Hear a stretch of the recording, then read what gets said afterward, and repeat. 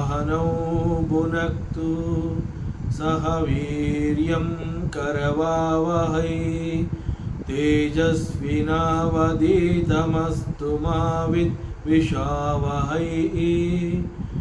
ओम शांति शांति शांति। Shrikrishna servo ನಿನ್ನ ಸೇವೆಯಾಗಲಿ ಸ್ವಾಮಿ. ಎಲ್ಲ ಆಧ್ಯಾತ್ಮ ಬಂಧುಗಳಿಗೂ ನಮಸ್ಕಾರ ಮತ್ತು ಜ್ಞಾನದರ್ಶನಂ ವೇದಿಕೆಗೆ ಸ್ವಾಗತ. ಧ್ವನಿ ಗುರುದೇವದಾಗಿರಲಿ, ವಿಚಾರ ಪರಮಾತ್ಮನದಾಗಿರಲಿ, ಹಾಗೂ ಇದು ನನ್ನದಲ್ಲದ ಕರ್ಮವಾಗಲಿ. ಶ್ರೀಮದ್ ಭಗವದ್ಗೀತಾ ಪ್ರಾರ್ಥನೆ. ಯಂ ಬ್ರಹ್ಮಾ ವರುಣೇಂದ್ರ ರುದ್ರಮರುತಃ ಸ್ತುನ್ವಂತಿ ದಿವ್ಯೈಸ್ತವೈಃ ವೇದೈಃ ಸಾಂಗಪದಕ್ರಮೋಪನಿಷದೈಃ ಗಾಯಂತಿ ಯಂ ಸಾಮಗಾಃ ಧ್ಯಾನಾವಸ್ಥಿತತದ್ಗತೇನ ಮನಸಾ ಪಶ್ಯಂತಿ ಯಂ ಯೋಗಿನೋ ಯಸ್ಯಾಂತಂ ನ ವಿದುಃಸುರಾಸುರಗಣಾ ದೇವಾಯ ತಸ್ಮೈ ನಮಃ ದೇವಾಯ ತಸ್ಮೈ ನಮಃ.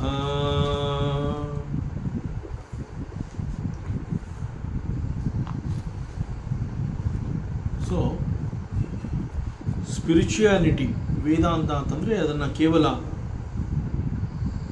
4 ಹಂತಗಳಲ್ಲಿ ನನಗೆ ಅದನ್ನು ತಿಳಿಸ್ಕೊಡಿ ಅಂತ ಹೇಳಿ ಒಬ್ಬ ಪ್ರಾರಂಭಿಕ ಹಂತದ ಸಾಧಕ ಅವನು ನಮ್ಮ ಸ್ವಾಮೀಜಿಯವ್ರನ್ನ ಕೇಳಿಕೊಂಡಾಗ, yes it is possible, I will teach you ಅಂತ ಹೇಳಿ ಆ 4 ಹಂತಗಳು ಯಾವುದು ಸ್ಪಿರಿಚುವಲ್ ಪ್ರಾಕ್ಟೀಸ್ಗೆ ಅಂತಂದರೆ, ಸ್ಪಿರಿಚುಯಾಲಿಟಿಗೆ ಅಲ್ಲಿ ಕಂಡುಬರುವಂತಹ ಮತ್ತು ಫಾಲೋ ಮಾಡಬೇಕಾಗಿರುವಂತಹ 4 ಹಂತಗಳು ಯಾವುದು ಅಂತಂದರೆ, ಮುಖ್ಯವಾಗಿ ಅದರಲ್ಲಿ ಮೊಟ್ಟ ಮೊದಲನೇದಾಗಿ you have to fulfil all your responsibilities. Unfulfilled responsibilities ಏನಿದೆ ಅವೆಲ್ಲವನ್ನು ನೀನು ಪೂರೈಸ್ಕೋಬೇಕಾಗುತ್ತೆ. ಆ ನಂತರದಲ್ಲಿ 2ನೇ ಹಂತ ಅಂತ ಹೇಳಿದಾಗ, ಇಡೀ ಜಗತ್ತಿನಲ್ಲಿ there is one common mechanism. ಅದೇನು ಅಂತಂದರೆ ಇಂಟರ್ ಕನೆಕ್ಟೆಡ್ನೆಸ್ ಅಂತ ಹೇಳ್ತಾರೆ. ಅದರ ಅರ್ಥ, ಜಗತ್ತಿನಲ್ಲಿ ಕಂಡುಬರುವಂತಹ ಪ್ರತಿಯೊಂದು ಕೂಡ ಮತ್ತೊಂದರೊಡನೆ ತನ್ನ ಸಂಬಂಧವನ್ನು ಅದು ಹೊಂದಿರಂತೆ. ಅಂತಹದ್ದನ್ನು ನೀನು ಗುರುತಿಸಬೇಕಾಗುತ್ತೆ. You should understand. ಸೊ 3ನೇದು, you should experience or you should feel the relationship between ಜೀವ, ಜಗತ್ತು and ಜಗದೀಶ್ವರ. ಜೀವ, ಜಗತ್ತು ಹಾಗೂ ಜಗದೀಶ್ವರ ಇವರುಗಳ ನಡುವೆ ಇರುವಂತಹ ಒಂದು ಸಂಬಂಧವನ್ನು ನೀನು ಗುರುತಿಸಬೇಕಾಗುತ್ತೆ. You should feel that experience. ಕೊನೆಯದಾಗಿ, ಎವ್ರಿಥಿಂಗ್ ಈಸ್ ಡಿವಿನಿಟಿ ಅನ್ನೋವಂತಹದ್ದು ನಿನಗೆ ಗೊತ್ತಾಗಬೇಕು. ಯಾಕೆಂತಂದರೆ everything is nothing but the reflection of the same ಪರಮಾತ್ಮ ಅಂತ ವೇದಾಂತ ಹೇಳಿದಾಗ, ಜಗತ್ತಿನಲ್ಲಿ ಕಂಡುಬರುವಂತಹ ಅದು ಯಾವುದೇ ಆಗಿರಬಹುದು, that is nothing but the ಪರಮಾತ್ಮ ಅಂತ ಹೇಳಿದಾಗ ಅಲ್ಲಿ ಆ ಡಿವಿನಿಟಿಯನ್ನು ಗುರುತಿಸಬೇಕಾಗುತ್ತೆ. ಸೊ ಯಾವಾಗ ಹೌದು ಇಲ್ಲಿರುವಂತಹ ಪ್ರತಿಯೊಂದು ಭಗವಂತನ ಮತ್ತೊಂದು ಸ್ವರೂಪ ಅನ್ನುವಂತಹದ್ದು ಅರ್ಥವಾದಾಗ, you should surrender to that divinity.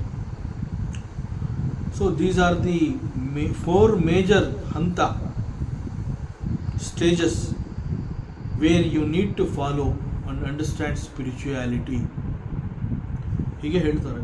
ಅದೇ ರೀತಿ ಭಗವದ್ಗೀತೆ ಅಂತ ಹೇಳಿದಾಗ ಇಲ್ಲೂ ಕೂಡ ಪರಮಾತ್ಮ ಶ್ರೀಕೃಷ್ಣ ದ ಎಂಟೈರ್ ಭಗವದ್ಗೀತಾ 700 ಶ್ಲೋಕಗಳು ಹಾಗೂ 18 ಅಧ್ಯಾಯಗಳನ್ನು ಒಳಗೊಂಡಂತಹ ಇಡೀ ಭಗವದ್ಗೀತೆಯನ್ನು 4 ರೀತಿಯಲ್ಲಿ ಅವನು ತಿಳಿಸ್ಕೊಡ್ತಾನೆ. ಒಂದು, ಮುಖ್ಯವಾಗಿ ಅವನು ಹೇಳುವಂತಹದ್ದು ಕರ್ಮ ಮತ್ತು ಕರ್ಮಯೋಗ. ಇಲ್ಲಿ ಕರ್ಮ ಮತ್ತು ಕರ್ಮಯೋಗ ಅಂತಂದಾಗ it's again there is a method how to fulfil the responsibilities. ನಮ್ಮ ಮೂಲ ಕರ್ತವ್ಯಗಳು ಅದು ಯಾವುದು ಅನ್ನುವಂತಹದ್ದು ಗೊತ್ತಾಗಬೇಕು. ಸೊ ಯಾವಾಗ ನಮ್ಮ ಕರ್ತವ್ಯಗಳು ಅಂತ ಆ ಒಂದು ಪದ ಬರುತ್ತೆ, ಕರ್ತವ್ಯ ಅನ್ನುವಂತಹ ಪದ ಬರುತ್ತೆ, ಆವಾಗ ಆ ರೆಸ್ಪಾನ್ಸಿಬಿಲಿಟಿ ಅನ್ನುವಂತಹದ್ದನ್ನು we should also treat it as dharma. So ಕರ್ತವ್ಯಗಳನ್ನು ಪೂರೈಸ್ಕೋಬೇಕಾದ್ರೆ ಅಲ್ಲಿ ನಾವು ತೊಡಗಿಸ್ಕೋಬೇಕಾಗಿರುವಂತಹ karma should be under the shadow of dharma. ಧರ್ಮದ ಆಶ್ರಯದಲ್ಲಿ ಕರ್ಮಗಳು ನಡಿಬೇಕು, ಆಗ ಅದು ಯೋಗವಾಗಿ ಬದಲಾಗುತ್ತೆ. ಸೊ ಕರ್ಮಯೋಗ ಅಂತ ಹೇಳಿದಾಗ ಅಲ್ಲಿ ಸತ್ಕರ್ಮಗಳ ಜೊತೆಗೆ ಧರ್ಮವನ್ನು ಕೂಡ ತಿಳಿಸುವಂತಹದ್ದು, ಅದರ ಜೊತೆಯಲ್ಲಿ how to fulfil the responsibilities. So ಹೀಗೆ ಇದನ್ನು ಪರಮಾತ್ಮ ಗೀತೆಯಲ್ಲಿ ತಿಳಿಸ್ಕೊಡ್ತಾನೆ. ಮತ್ತು ಎರಡನೇದು ಹಿ ಕಾಲ್ಸ್ ಇಟ್ ಉಪಾಸನ, ಅದನ್ನು ಉಪಾಸನ ಅಂತ ಹೇಳ್ತಾನೆ. So what is this upasana? So ಉಪಾಸನ ಅಂತಂದರೆ ಮೂಲವಾಗಿ we have to experience the presence of divinity in every aspect of life. So that is called upasana. ಮತ್ತು ಈ ಉಪಾಸನ ಅನ್ನುವಂತಹದ್ದನ್ನು ಮತ್ತಷ್ಟು ಸುಲಭವಾಗಿ ನಾವು ಅರ್ಥ ಮಾಡ್ಕೋಬೇಕು ಅನ್ನುವಂಥದ್ದಾದರೆ ಅದಕ್ಕೆ ಒಂದು ಉದಾಹರಣೆ ನಾವೆಲ್ಲ ಪರಮಾತ್ಮನನ್ನು ಪೂಜೆ ಅಂತ ಹೇಳಿ ಅವನ ಆರಾಧನೆಯನ್ನು ಮಾಡ್ತೀವಿ. ಪರಮಾತ್ಮನ ಪೂಜೆ ಅದು ಭಕ್ತಿ ಅಂತ ಹೇಳ್ತೀವಿ, ಭಗವಂತನ ಪೂಜೆ ಅಂತ ಹೇಳ್ತೀವಿ.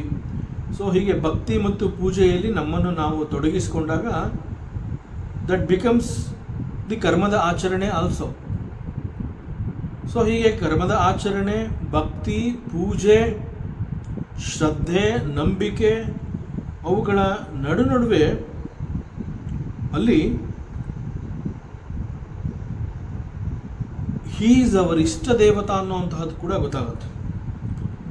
ಸೊ ನಮ್ಮ ಇಷ್ಟ ದೇವತೆಯ ಒಂದು ಮೂರ್ತಿಯ ಎದುರಿಗೆ ಕುಳಿತು ನಾವು ಪರಮಾತ್ಮನನ್ನು ಪೂಜೆ ಮಾಡ್ತೀವಿ, ಅವನನ್ನು ಆರಾಧನೆಯನ್ನು ಮಾಡ್ತೀವಿ. ಯಾಕೆ ಮಾಡ್ತೀವಿ ಅಂತಂದರೆ ದಟ್ ಪರಮಾತ್ಮ ಈಸ್ ಮೈ ಇಷ್ಟ ದೇವತಾ. ಸಿನ್ಸ್ ಹೀ ಈಸ್ ಮೈ ಇಷ್ಟ ದೇವತಾ, ಅವನ ಪೂಜೆಯಲ್ಲಿ ನಾನು ಪಾಲ್ಗೊಂಡಾಗ ಅದು ಪರಮಾತ್ಮನಿಗೆ ತೃಪ್ತಿ ಆಗಬೇಕು ಅಂತ ಹೇಳಿ ಇನ್ಫ್ಯಾಕ್ಟ್ ಅಲ್ಲಿ ನನ್ನನ್ನು ನಾನು ತೃಪ್ತಿಪಡಿಸಿಕೊಳ್ಳುವ ಸಲುವಾಗಿ ಬಗೆ ಬಗೆಯ ರೀತಿಯಲ್ಲಿ ಭಗವಂತನ ಅಲಂಕಾರವನ್ನು ಮಾಡ್ತೀನಿ. ಆ ಅಲಂಕಾರ ಭಗವಂತನಿಗೆ ಪ್ರೀತಿಯಾಗತ್ತೆ ಅಂತ ಹೇಳ್ತಾ ಮಾಡಿದಂತಹ ಅಲಂಕಾರ ನನಗೂ ಕೂಡ ಇಷ್ಟ ಆಗಬೇಕು. ಸೊ ಹೀಗೆ ಭಗವಂತನ ಅಲಂಕಾರವನ್ನು ಮಾಡುವಂತಹದ್ದು, ಹೂವು ಹಾರ ಹಾಕುವಂತಹದ್ದು, ವಸ್ತ್ರಗಳನ್ನು ಹೊದಿಸುವಂತಹದ್ದು, ಆಭರಣಗಳನ್ನು ತೊಡಿಸುವಂತಹದ್ದು, ಅರಿಶಿನ, ಕುಂಕುಮ, ಚಂದನ, ಗಂಧ ಇತ್ಯಾದಿಗಳನ್ನು ಅವನಿಗೆ ಅರ್ಪಿಸ್ತೀವಿ. ಹೀಗೆಲ್ಲ ಮಾಡಿ ಭಗವಂತನನ್ನು ನಾವು ನೋಡಿದಾಗ ಆಹಾ ಎಷ್ಟು ಸುಂದರವಾಗಿ ಕಾಣ್ತಾ ಇದ್ದಾನೆ ನನಗೂ ಅನ್ನಿಸ್ಬೇಕು, ಜೊತೆಗೆ ನಾನು ಮಾಡಿರುವಂತಹ ಈ ಪೂಜೆ ಪರಮಾತ್ಮನಿಗೂ ತೃಪ್ತಿ ಆಗಬೇಕು, ಅವನು ಕೂಡ ಇದನ್ನು ಇಷ್ಟಪಡಬೇಕು ಅನ್ನೋವಂತಹ ಭಾವನೆ ಕೂಡ ನನ್ನ ಜೊತೆಯಲ್ಲಿ ನಾನು ಇಟ್ಕೊಂಡಿರ್ತೀನಿ. ಸೊ ಹೀಗೆಲ್ಲ ಮಾಡಿ ಅವನನ್ನು ಪ್ರಾರ್ಥನೆ ಮಾಡ್ತೀವಿ. We invoke him. ಮತ್ತು ಭಗವಂತ ನೀನು ಇಲ್ಲಿ ಬಾ ಅಂತ ಹೇಳಿ ಅವನನ್ನು ಆವಾಹನ ಮಾಡ್ತೀವಿ. ಅವನಿಗೆ ಒಂದು ಆಸನವನ್ನು ಕೊಡ್ತೀವಿ, ಆಸನವನ್ನು ಪವಿತ್ರಗೊಳಿಸ್ತೀವಿ, ಹಾಗೂ ಅವನನ್ನು ಸ್ವಾಗತಿಸಿ ಆಸನದಲ್ಲಿ ಕುಳಿತುಕೊಳ್ಳುವಂತೆ ಮಾಡಿ ಅವನಿಗೆ ಪೂಜೆಗೆ ಅಂತ ಹೇಳಿ ಅಲ್ಲಿಟ್ಟಿರುವಂತಹ ಎಲ್ಲ ಪೂಜಾ ಸಾಮಗ್ರಿಗಳು ಹಾಗೂ ಅವನಿಗೆ ಇಷ್ಟ ಆಗುವಂತಹ ಆಹಾರ ಪದಾರ್ಥಗಳನ್ನು, ಭಕ್ಷ್ಯವನ್ನು, ಸಿಹಿಯನ್ನು ಮಾಡಿ ಇದನ್ನು ಅವನಿಗೆ ನೈವೇದ್ಯ ಮಾಡಬೇಕು ಅಂತ ಹೇಳಿ ಎಲ್ಲವನ್ನ ಅವನ ಎದುರುಗಡೆ ನಾವು ಜೋಡಿಸಿ ಅವುಗಳನ್ನು ಕೂಡ ನಾವು ತೀರ್ಥದಿಂದ ಪವಿತ್ರಗೊಳಿಸ್ತೀವಿ. ಸೊ ಎಲ್ಲವೂ ಶುದ್ಧವಾಗಿದೆ ಅನ್ನುವಂತಹದ್ದು ನನಗೂ ಮನವರಿಕೆ ಆಗಬೇಕು. ಸೊ ಶುದ್ಧವಾಗಿರುವಂತಹ ಇವೆಲ್ಲವನ್ನು ನಾನು ಭಗವಂತನಿಗೆ ಅರ್ಪಿಸ್ತಾ ಇದ್ದೀನಿ. ಸೊ ಸೊ ಅದು ನನಗೂ ಕೂಡ ಗೊತ್ತಾಗಬೇಕು. ನಾನು ಭಗವಂತನಿಗೆ ಏನು ಕೊಡ್ತೀನಿ ಅಂತಂದರೆ ಶುದ್ಧವಾಗಿರುವಂತಹದ್ದು, ವೆರಿ ಪ್ಯೂರ್. ಸೊ ಹೀಗೆ ಇದನ್ನು ಯಾಕೆ ಮಾಡ್ತೀವಿ ಅಂತಂದರೆ ಅಷ್ಟೊತ್ತಿಗಾಗಲೇ ನಾವು ಭಗವಂತನೊಂದಿಗೆ ಆ ಒಂದು ಅವನನ್ನು ಇಷ್ಟ ದೇವತೆ ಅಂತ ಒಪ್ಕೊಂಡಿರೋದ್ರಿಂದ ಎಲ್ಲವೂ ಅವನಿಗೆ ಸೇರಲಿ, ಎಲ್ಲವೂ ಅವನಿಗೆ ಸೇರಲಿ ಅನ್ನುವಂತಹ ಒಂದು ಆಸೆ. ಹೀಗೆ ಅವನಿಗೆ ಇಷ್ಟ ಆಗುವಂತಹ ಸಿಹಿ ಪದಾರ್ಥಗಳನ್ನು, ಹಣ್ಣು ಇತ್ಯಾದಿಗಳನ್ನು, ನೈವೇದ್ಯವನ್ನು ಮಾಡ್ತೀವಿ. ಇನ್ಫ್ಯಾಕ್ಟ್ ಪರಮಾತ್ಮ ನೇರವಾಗಿ ಅಲ್ಲಿ ಬಂದೇ ಇಲ್ಲ. ಅವನು ಬಂದಿದ್ದಾನೆ ಅಂತ ಹೇಳಿ ಮೂರ್ತಿಯಲ್ಲಿ ಅವನನ್ನು ನಾವು ಪ್ರತಿಷ್ಠಾಪನೆ ಮಾಡ್ತೀವಿ. ಮೂರ್ತಿಯಲ್ಲಿ ಪ್ರತಿಷ್ಠಾಪನೆ ಮಾಡಿ ಅವನನ್ನು ಪೂಜಿಸುವುದರಿಂದ he is very much here ಅನ್ನೋಂತಹ ನಂಬಿಕೆ ನಮ್ಮಲ್ಲಿ ಉಂಟಾಗಿರುತ್ತೆ. ಯಾಕೆ ಅಂತಂದರೆ ಅವನನ್ನು ನಾನು ಆವಾಹನ ಮಾಡಿ ಕರೆದು ಇಲ್ಲಿ ಅವನನ್ನು ಕುಳ್ಳಿರಿಸಿ ಅಲಂಕಾರವನ್ನು ಮಾಡಿ ಪೂಜೆಯನ್ನು ಮಾಡಿ ಭಕ್ತಿಯಿಂದ ಅವನಿಗೆ ಅವನ ಭಜನೆಯನ್ನು ಮಾಡಿ ಸ್ತುತಿ ಮಾಡಿ ನೈವೇದ್ಯವನ್ನು ಮಾಡಿ ಆರತಿ ಮಂಗಳಾರತಿ ಇವೆಲ್ಲವನ್ನು ಮಾಡಿ ಈಗ ಅವನು ಇಲ್ಲಿ ಬಂದಿದ್ದಾನೆ ಅಂತ ಹೇಳಿ ಅವನೊಂದಿಗೆ ನಾವು ಮಾತನಾಡ್ತೀವಿ. ಮತ್ತು ಆ ಸಮಯದಲ್ಲಿ ನಮಗೆ ಗೊತ್ತು ಹಿ ಈಸ್ ಎ ವರದಾಯಕ. ಆದ್ದರಿಂದ ನನಗೆ ಬೇಕಾಗುವಂತಹ ಅನೇಕಗಳನ್ನು ನನಗೆ ಕೊಡು ಅಂತ ಕೂಡ ಕೇಳ್ಕೊತೀನಿ. ಸೊ ಹೀಗೆ ಪರಮಾತ್ಮನನ್ನು ನಾನು ಕೇಳ್ಕೊತಾ ಇದ್ದೀನಲ್ಲ ಅಂತ ಹೇಳಿ ನನಗೆ ಸಂಕೋಚ ಇಲ್ಲ. ಯಾವ ಒಂದು ಅಲ್ಲಿ ಅಡ್ಡಿ ಆತಂಕಗಳು ಇಲ್ಲದೆ ನೇರವಾಗಿ ಅವನೊಂದಿಗೆ ಮಾತನಾಡಿ ನನಗೆ ಇಂತಹದ್ದೆಲ್ಲ ಬೇಕು ದಯಮಾಡಿ ಕೊಡು ಅಂತ ಹೇಳಿ ರಿಕ್ವೆಸ್ಟ್ ಮಾಡಿಕೊಂಡು ಅವನನ್ನು ಕೇಳ್ಕೊತೀನಿ. ಹೀಗೆ ಭಗವಂತನನ್ನು ನಾನು ಕೇಳ್ಕೋಬೇಕಾದ್ರೆ ನನಗೆ ಅಲ್ಲಿ ಯಾವುದೇ ರೀತಿಯ ಸಂಕೋಚ ಉಂಟಾಗೋದಿಲ್ಲ. ಯಾಕೆ ಸಂಕೋಚ ಉಂಟಾಗೋದಿಲ್ಲ ಅಂತಂದರೆ ಹಿ ಬಿಲಾಂಗ್ಸ್ ಟು ಮೀ. ದಿಸ್ ಪರಮಾತ್ಮ ಅವನು ನನ್ನವನು, ಅವನು ನನ್ನ ಇಷ್ಟ ದೇವತ ಮತ್ತು ನಾನು ಕರೆದಿದ್ದೀನಿ ಅಂತ ಹೇಳಿ ನನಗಾಗಿ ಅವನು ಇಲ್ಲಿ ಬಂದಿದ್ದಾನೆ. ನಾನು ಮಾಡುವಂತಹ ಈ ಎಲ್ಲವನ್ನು ಅವನು ಸ್ವೀಕರಿಸಿದ್ದಾನೆ. ಮಾಡಿರುವಂತಹ ಈ ಪೂಜೆಯನ್ನು ಅವನು ಸ್ವೀಕರಿಸಿ ಈಗ ಪ್ರಸನ್ನನಾಗಿದ್ದಾನೆ. ಸೊ ಅವನು ಪ್ರಸನ್ನನಾಗಿದ್ದಾನೆ ಎನ್ನುವಂತಹದ್ದು ಕೂಡ ನನಗೆ ಗೊತ್ತಾಗ್ತಾ ಇದೆ. ಆದ್ದರಿಂದ ಈ ಸಂದರ್ಭದಲ್ಲಿ ನನ್ನಲ್ಲಿ ಇಂತಹ ಭಾವನೆ ಹುಟ್ಟಿರೋದ್ರಿಂದ ಸಂಕೋಚವಿಲ್ಲದೆ ಅವನೊಂದಿಗೆ ನೇರವಾಗಿ ಮಾತನಾಡಿ ನನಗೆ ಬೇಕಾಗಿರುವಂತಹ ಎಲ್ಲವನ್ನ ಕೊಡು ಅಂತ ಕೇಳ್ಕೊತೀನಿ. ಅಷ್ಟು ಮಾತ್ರ ಅಲ್ಲ, ಅವನನ್ನು ಪ್ರೀತಿ ಮಾಡ್ತೀನಿ ಮತ್ತು ಅವನಿಗೆ ಕೆಲವು ಇನ್ಸ್ಟ್ರಕ್ಷನ್ಸ್ಗಳು ಕೊಡ್ತೀವಿ. You have to take care of me ಅಂತ ಹೇಳಿ ಅವನಿಗೊಂದು ಜವಾಬ್ದಾರಿಯನ್ನು ಕೊಡ್ತೀವಿ. ನನ್ನ ಯೋಗಕ್ಷೇಮವನ್ನು ನೀನೇ ನೋಡ್ಕೋಬೇಕಪ್ಪ, ಎಲ್ಲವನ್ನ ನಾನು ನಿನಗೆ ಒಪ್ಪಿಸಿದ್ದೀನಿ ಅಂತ ಹೇಳಿ ಒಂದು ಇನ್ಸ್ಟ್ರಕ್ಷನ್ ಅವನಿಗೆ ಕೊಡುವ ಮೂಲಕ ನಾನು ನನ್ನ ಶರಣಾಗತಿಯನ್ನು ಅವನಿಗೆ ಅರ್ಪಿಸ್ತಾ ಇದ್ದೀನಿ. ಮತ್ತು ಸದಾ ನನ್ನ ಜೊತೆ ಇರು, ಬಿ ವಿತ್ ಮೀ, ನೀನಿದ್ರೆ ನನಗೆ ಧೈರ್ಯ ಅಂತ ಹೇಳಿ ಪರಮಾತ್ಮನೊಂದಿಗೆ ಈ ರೀತಿಯ ಅನೇಕ ಮಾತುಕತೆಗಳನ್ನೆಲ್ಲವನ್ನು ನಡೆಸ್ತೀವಿ. ಯಾಕೆ ಅಂತಂದರೆ ಹಿ ಬಿಲಾಂಗ್ಸ್ ಟು ಮೀ, ಅವನು ನನ್ನ ಆರಾಧ್ಯ ದೈವ, ನನ್ನ ಇಷ್ಟ ದೇವತ ಅವನು. ಹೀಗೆ ಅವನನ್ನು ಆವಾಹನೆ ಮಾಡಿ ಕರೆಯುವ ಮೂಲಕದಿಂದ ಪ್ರಾರಂಭವಾದಂತಹ ಪೂಜೆ ಭಕ್ತಿಯ ಪರಾಕಾಷ್ಠೆಯನ್ನು ಮುಟ್ಟಿ ನಿಧಾನವಾಗಿ we feel his presence. Yes, ಅವನು ಇಲ್ಲೇ ಇದ್ದಾನೆ, ಇಲ್ಲಿ ನನ್ನೊಂದಿಗೆ ಇದ್ದಾನೆ, ನಾನು ಮಾಡ್ತಾ ಇರುವಂತಹ ಪೂಜೆಯನ್ನು ನೋಡ್ತಾ ಇದ್ದಾನೆ, ನಾನು ಅಲಂಕಾರ ಮಾಡಿರೋದು ಅವನಿಗೆ ಇಷ್ಟ ಆಗಿದೆ, ನಾನು ಮಾಡಿರುವಂತಹ ನೈವೇದ್ಯವನ್ನು ಅವನು ಸ್ವೀಕರಿಸಿದ್ದಾನೆ. ಅವನು ಈ ನೈವೇದ್ಯವನ್ನು ಸ್ವೀಕರಿಸಿರೋದ್ರಿಂದ ಈ ನೈವೇದ್ಯ ಅಷ್ಟು ರುಚಿಯಾಗಿದೆ ಅನ್ನುವಂತಹದ್ದು ಕೂಡ ಅಷ್ಟು ಶ್ರದ್ಧೆ ಮತ್ತು ನಂಬಿಕೆ ನಮ್ಮಲ್ಲಿ ಬರುತ್ತೆ. So we feel his presence. ಕ್ರಮೇಣ ಏನಾಗುತ್ತೆ, ಅಲ್ಲಿ ನಾವು ಮೂರ್ತಿ ಪೂಜೆಯನ್ನು ಮಾಡಿದ್ದೀವಿ ಅನ್ನುವಂತಹದನ್ನು ಮರೆತು ಬಿಡ್ತೀವಿ. ಅಲ್ಲಿ ಒಂದು ಮೂರ್ತಿಯ ಒಂದು ಆಲ್ಟರ್, ಒಂದು ವಿಗ್ರಹವನ್ನು ಇಟ್ಕೊಂಡು ಆ ಮೂಲಕ ಪರಮಾತ್ಮನಿಗೆ ಪೂಜೆ ಮಾಡ್ತಾ ಇದ್ದೀನಿ ಅನ್ನುವಂತಹದ್ದು ಸಂಪೂರ್ಣವಾಗಿ ನಮ್ಮ ತಲೆಯಿಂದ ಮಾಯವಾಗಿರುತ್ತೆ. ಅಲ್ಲಿ ಒಂದು ಮೂರ್ತಿಯ ಪೂಜೆ ನಡೀತಾ ಇದೆ ಅನ್ನುವಂತಹದ್ದು ನಮ್ಮ ಗಮನಕ್ಕೆ ಬರದೆ ನೇರವಾಗಿ ಇಲ್ಲಿ ಭಗವಂತ ಅವನು ಇಲ್ಲಿ ಇವೆಲ್ಲವನ್ನು ಅವನು ನೇರವಾಗಿ ಸ್ವೀಕರಿಸ್ತಾ ಇದ್ದಾನೆ ಅನ್ನುವಂತಹ ನಂಬಿಕೆ ನಮ್ಮಲ್ಲಿ ಉಂಟಾಗುತ್ತೆ. So that is we feel his presence. And in fact ಮೂರ್ತಿ ಅಂತ ಹೇಳಿದಾಗ ಆ ಮೂರ್ತಿಯನ್ನು ನಾವು ಮಣ್ಣಿನಿಂದನೋ ಅಥವಾ ಯಾವುದೇ ಒಂದು ಲೋಹದಿಂದ, ಬೆಳ್ಳಿ ಬಂಗಾರದಿಂದ ಮಾಡಿರುವಂತಹ ಒಂದು ವಿಗ್ರಹವನ್ನು ಇಟ್ಕೊಂಡು ಪೂಜೆಯನ್ನು ಪ್ರಾರಂಭ ಮಾಡಿ ಆ ನಂತರದಲ್ಲಿ we feel very much his presence. ಆ ಹಂತಕ್ಕೆ ನಾವು ಬಂದು ಮುಟ್ಟಿರ್ತೀವಿ. And that stage is called the upasana. So we feel his presence. He is very much in front of me. So this bhavana, ಈ ಸಂದರ್ಭದಲ್ಲಿ ನಮ್ಮ ಮನಸ್ಸಿನ ಅವಸ್ಥೆ ಯಾವ ರೀತಿ ಇರುತ್ತೆ, that is called the upasana. He is very much here. So ಅಷ್ಟು ಶ್ರದ್ಧೆ ನಂಬಿಕೆಗಳು ನಮ್ಮಲ್ಲಿ ಉಂಟಾಗಿರುತ್ತೆ. That is upasana. One more example, see, ನಮ್ಮ ದೇಶ ಅಂತ ಹೇಳಿದಾಗ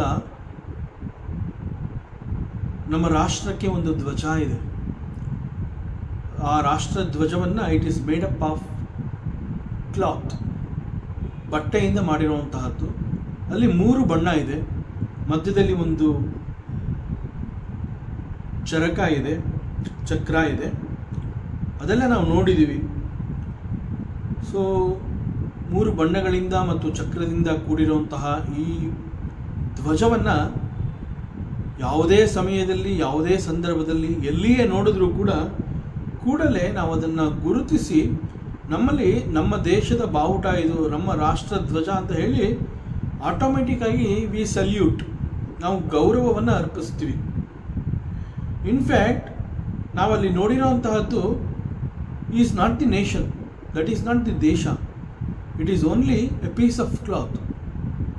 ಬಟ್ ಆದರೆ ಆ ಬಟ್ಟೆಯ ಬಾವುಟದಲ್ಲಿ, ಧ್ವಜದಲ್ಲಿ ನಾವು ನಮ್ಮ ದೇಶವನ್ನು ಕಂಡಿರ್ತೀವಿ. ಸೊ ಹಾಗಾಗಿ ಆ ಒಂದು ರಾಷ್ಟ್ರಧ್ವಜವನ್ನು ನೋಡಿದ ಕೂಡಲೇ ಅದು ಬಟ್ಟೆಯಿಂದ ಮಾಡಿರುವಂತಹದ್ದು, ಅಲ್ಲಿ 3 ಬಣ್ಣ ಇದೆ ಅಥವಾ ಮಧ್ಯದಲ್ಲಿ ಚಕ್ರ ಇದೆ, ಅದು ಯಾವುದು ನಮ್ಮ ತಲೆನಲ್ಲಿರೋದಿಲ್ಲ. ಇದು ನಮ್ಮ ರಾಷ್ಟ್ರಧ್ವಜ. It represents our nation, that's all. We see the flag and we salute. So ಆ ರಾಷ್ಟ್ರಧ್ವಜವನ್ನು ನೋಡಿ ನಾವು ಸಲ್ಯೂಟ್ ಮಾಡಿರುವಂತಹದ್ದು actually not to the dhwaja, it is to the nation. Because we feel the presence of the nation in that bauta. So this is called upasana. So we feel the divinity there. So exactly like this, ಪ್ರಾರಂಭದಲ್ಲಿ ಒಂದು ಮೂರ್ತಿಯನ್ನು ನೋಡಿದಾಗ ಭಗವಂತನನ್ನು ನಾವು ಆವಾಹನೆ ಮಾಡಿ ಕರೆದು ಆ ಮೂರ್ತಿಯಲ್ಲಿ ಪ್ರತಿಷ್ಠಾಪಿಸಿ, ನಂತರದಲ್ಲಿ ಹಂತ ಹಂತವಾಗಿ ಅಲ್ಲಿ ಪೂಜೆ ಎನ್ನುವಂತಹ ಒಂದು ಆಚರಣೆಯನ್ನು ಮಾಡಿ, ಪೂಜೆಯ ಕೊನೆಯ ಭಾಗದಲ್ಲಿ ಅವನೊಂದಿಗೆ ನಾವು ಮಾತನಾಡುವಂತಹ ಸಂದರ್ಭದಲ್ಲಿ ನಾನು ಮೂರ್ತಿಯೊಂದಿಗೆ ಮಾತನಾಡ್ತಾ ಇದ್ದೀನಿ ಅಂತ ಅನ್ಸೋದಿಲ್ಲ. ಭಗವಂತ ಇಲ್ಲಿ ಬಂದಿದ್ದಾನೆ, ಹಿ is very much here, he is right in front of me ಅನ್ನುವಂತಹ ಭಾವನೆ ನನ್ನಲ್ಲಿ ಉಕ್ಕಿ ಉಕ್ಕಿ ಬಂದಿರೋದ್ರಿಂದ ಅವನೊಂದಿಗೆ ಮಾತನಾಡ್ತೀನಿ. ಮಾತುಕತೆ ಪ್ರಾರಂಭವಾಗುತ್ತೆ. ನನಗೆ ಬೇಕಾಗಿರುವಂತಹದ್ದೆಲ್ಲ ಕೊಡು ಅಂತ ಹೇಳ್ತೀವಿ. ಆಮೇಲೆ ಅವನಿಗೆ ಅನೇಕ ಇನ್ಸ್ಟ್ರಕ್ಷನ್ಸ್ಗಳು ಕೊಡ್ತೀನಿ. ನೀನು ನನಗೆ ಇಂತಹದ್ದು ಕೊಡಲೇಬೇಕು, you have to take care of me, you be with me. So ಹೀಗೆ ಅವನಿಗೆ ಅನೇಕ ರೀತಿಯ ಜವಾಬ್ದಾರಿಗಳನ್ನೆಲ್ಲ ಕೊಡ್ತೀವಿ. ಯಾಕೆ ನನ್ನ ಮತ್ತು ಅವನ ಮಧ್ಯೆ ಇಷ್ಟೊಂದು ನಿಸ್ಸಂಕೋಚವಾಗಿ ಮಾತುಕತೆಗಳು ನಡೆಯುತ್ತೆ ಅಂತಂದರೆ, that ishtadevata he belongs to me, ಅವನು ನನ್ನವನು. ಈ ಒಂದು ಭಾವನೆ ನಾವು ಬೆಳೆಸ್ಕೊಂಡಿರ್ತೀವಿ. So this is called upasane. So we feel the divinity everywhere. So ಇದು ಕೂಡ ನಾವು ಭಗವದ್ಗೀತೆಯಲ್ಲಿ ನೋಡಬಹುದು. ಇಂತಹದ್ದನ್ನು ಕೂಡ ಪರಮಾತ್ಮ ಗೀತೆಯ ಮೂಲಕ ತಿಳಿಸ್ಕೊಡ್ತಾನೆ. ಮತ್ತು 3ನೇದು ಜ್ಞಾನ. ಭಗವದ್ಗೀತೆ ಅಂದ ತಕ್ಷಣ ನಮಗೆ ಆ ಕ್ಷಣದಲ್ಲಿ ಬರುವಂತಹದ್ದು, ಇಲ್ಲಿ ಅನೇಕ ಜ್ಞಾನವನ್ನು ನಾವು ಕಲಿಬಹುದು. What type of knowledge? ಭಗವದ್ಗೀತೆ ಕಲಿಸುವಂತಹ ಜ್ಞಾನ, ಇಟ್ಸ್ ಅಮೇಝಿಂಗ್. ಅದನ್ನು ಬೇರೆ ಇನ್ನೆಲ್ಲೂ ನಾವು ಕಲಿಯೋಕ್ಕಾಗೋದಿಲ್ಲ. ಇಲ್ಲಿ ಭಗವದ್ಗೀತೆಯಲ್ಲಿ ಸಿಗುವಂತಹ ನೀತಿ, ನಿಯಮ, ಉಪದೇಶ ಹಾಗೂ ಸಂದೇಶ, ಭರವಸೆಗಳು, assurances of the god, the lord Shri Krishna, ಅವೆಲ್ಲ ಕೇವಲ ಭಗವದ್ಗೀತೆಯಲ್ಲಿ ನಾವು ಕಾಣಬಹುದು. ಬೇರೆ ಇನ್ನೆಲ್ಲೂ ಇಂತಹದ್ದು ಸಿಗೋದಿಲ್ಲ. ಸೊ ಇಂತಹ ನಾಲೆಡ್ಜ್ ನಾವು ಎಲ್ಲಿ ಕಲಿಬಹುದು ಅಂತಂದರೆ ಭಗವದ್ಗೀತೆಯಲ್ಲಿ ಕಲಿಬಹುದು. ಮತ್ತು ಈ ನಾಲೆಡ್ಜ್ ಯಾಕೆ important, why it is so important ಅಂತಂದರೆ, ನಾವೆಲ್ಲ ಒಬ್ಬರಿಗಿಂತ ಒಬ್ಬರು ಬಹಳ ಭಿನ್ನವಾಗಿದ್ದೀವಿ. ನನ್ನ ಥರ ಮತ್ತೊಬ್ಬನಿಲ್ಲ ಅಥವಾ ಮತ್ತೊಬ್ಬನಂತೆ ನಾನಿಲ್ಲ. We are different, we look different, we behave differently. ನಮ್ಮ ಸ್ವಭಾವಗಳಲ್ಲಿ ವ್ಯತ್ಯಾಸವಿದೆ. ಮತ್ತು ನನಗೆ ನಾನು ಅಂತಂದರೆ ಗೊತ್ತು, ನನಗೆ ನಾನು ಗೊತ್ತು, ಮತ್ತು ನನ್ನ ಅವೇರ್ನೆಸ್ ಅದು ಕೂಡ ನನಗೆ ಗೊತ್ತಾಗಿದೆ. ಆ್ಯಂಡ್ ಈ ಜಗತ್ತನ್ನು ನಾನು ನೋಡ್ತಾ ಇರುವಂತಹ ಈ ಜಗತ್ತು ಕೂಡ ನನಗೆ ಗೊತ್ತಿದೆ. I am aware of this world. But ಆಶ್ಚರ್ಯ ಏನು ಅಂತಂದರೆ, ಇಷ್ಟೆಲ್ಲ ನನಗೆ ಗೊತ್ತಾಗ್ತಾ ಇದೆ, ನನಗೆ ನನ್ನ ಬಗ್ಗೆ ಗೊತ್ತು, ನಾನು ಎಚ್ಚರವಾಗಿದ್ದೀನಿ ಅನ್ನುವಂತಹದ್ದು ಗೊತ್ತು, ನನ್ನ ಕಣ್ಣೆದುರಿಗೆ ಇರುವಂತಹ ಪ್ರಪಂಚವನ್ನು ನೋಡಿ ದಿಸ್ ಇಸ್ ಜಗತ್ತು ಅಂತ ಹೇಳಿ ಗುರುತಿಸ್ತಾ ಇದ್ದೀನಿ. In spite of all these things I know so many things. But ಆಶ್ಚರ್ಯ ಏನು ಅಂತಂದರೆ, I am not able to see the God. ಪರಮಾತ್ಮನನ್ನು ನಾನು ನೋಡ್ತಾ ಇಲ್ಲ. ಸೊ ಶಾಸ್ತ್ರ ಏನು ಹೇಳುತ್ತೆ, ಹೀ ಈಸ್ ಎವ್ರಿವೇರ್. ಭಗವಂತ ಅಂತಂದರೆ ಅವನು ಎಲ್ಲ ಕಡೆ ಇರೋವಂತಹವನು. ಬಟ್ ಎಲ್ಲ ಕಡೆ ಇರೋವಂತಹ ಭಗವಂತನನ್ನು ನಾನು ನೋಡಬೇಕು ಅಂತಂದರೂ ಅವನು ನಾಟ್ ಏಬಲ್ ಟು ಸಿ. ನನಗೆ ನಾನು ಗೊತ್ತು, ಈ ಪ್ರಪಂಚ ಗೊತ್ತು, ಆದರೆ ಭಗವಂತನನ್ನು ಕಾಣೋದಕ್ಕೆ ಸಾಧ್ಯವಾಗ್ತಾ ಇಲ್ಲ. ಬಟ್ ಶಾಸ್ತ್ರ ಬಹಳ ಸ್ಪಷ್ಟವಾಗಿ ಹೇಳುತ್ತೆ, ಹೀ ಈಸ್ ಎವ್ರಿವೇರ್. ಈ ಸಂದರ್ಭದಲ್ಲಿ ಭಗವದ್ಗೀತೆ ಏನು ತಿಳಿಸುತ್ತೆ ಅಂತಂದರೆ, ಭಗವದ್ಗೀತೆ ಕೊಡುವಂತಹ ಒಂದು ಭರವಸೆ ಏನು ಅಂತಂದರೆ, ನೋಡಪ್ಪ, ನಿನ್ನ ಕ್ವಶನ್ನು ವೇರ್ ಈಸ್ ಗಾಡ್, ಭಗವಂತ ಎಲ್ಲಿದ್ದಾನೆ ಎನ್ನುವಂತಹದ್ದನ್ನು ನೀನು ತಿಳ್ಕೋಬೇಕು, ಅವನನ್ನು ನೋಡಬೇಕು ಅನ್ನುವಂತಹದ್ದು ನಿನ್ನ ಪ್ರಶ್ನೆ. ಅವನು ನಮ್ಗೆ ಹೇಗೆ ನೋಡೋದಕ್ಕೆ ಸಿಗ್ತಾನೆ, ಹೇಗೆ ಕಾಣ ಸಿಗ್ತಾನೆ ಅಂತಂದರೆ, how to recognise this divinity. ಹೇಗೆ ಅಂತಂದರೆ, ಈಗ ಹೇಗೆ ನಾನು ನಿನ್ನನ್ನು ನೋಡ್ತಾ ಇದ್ದೀನಿ, ಹೇಗೆ ನಾನು ನಿನ್ನನ್ನು ನೋಡಬಲ್ಲೆ, ನಿನ್ನನ್ನು ನೋಡಿದಾಗ ನಾನು ನಿನ್ನನ್ನು ನೋಡಿದ್ದೀನಿ ಅನ್ನೋವಂತಹದ್ದು ನನಗೆ ಹೇಗೆ ಅರ್ಥವಾಗುತ್ತೆ. Exactly like that there is Ishwara in this jagat. And ಭಗವದ್ಗೀತೆ ಕೊಡುವಂತಹ ಈ ರೀತಿ ನೀತಿ ಇವೆಲ್ಲವನ್ನ ಅಭ್ಯಾಸ ಮಾಡ್ತಾ ಹೋದರೆ ಕ್ರಮೇಣ we can experience the lord. ಇದೇ ಗೀತೆನಲ್ಲಿ ಒಮ್ಮೆ ಅರ್ಜುನನಿಗೆ ಪರಮಾತ್ಮ ಹೇಳ್ತಾನೆ, ಹೇ ಅರ್ಜುನ, ನೀನು ನನ್ನನ್ನು ಹೇಗೆ ಅನುಭವ ಮಾಡ್ಕೋಬಹುದು, ನನ್ನನ್ನು ನೀನು ಹೇಗೆ ಎಕ್ಸ್ಪೀರಿಯನ್ಸ್ ಮಾಡ್ಕೋಬಹುದು ಅನ್ನುವಂತಹದ್ದನ್ನು ನಾನು ತಿಳಿಸ್ತೀನಿ, ಕೇಳು. ಯಾಕೆ ಅಂತಂದರೆ ಅರ್ಜುನ ಆ್ಯಂಡ್ ಕೃಷ್ಣ ಒಟ್ಟೊಟ್ಟಿಗೆ ಇರ್ತಾರೆ. Krishna says Arjuna is my sakha. ಅದೇ ರೀತಿ ಅರ್ಜುನ ಕೂಡ ಕೃಷ್ಣನನ್ನು he is my sakha, he is my friend ಅಂತ ಹೇಳ್ತಾನೆ.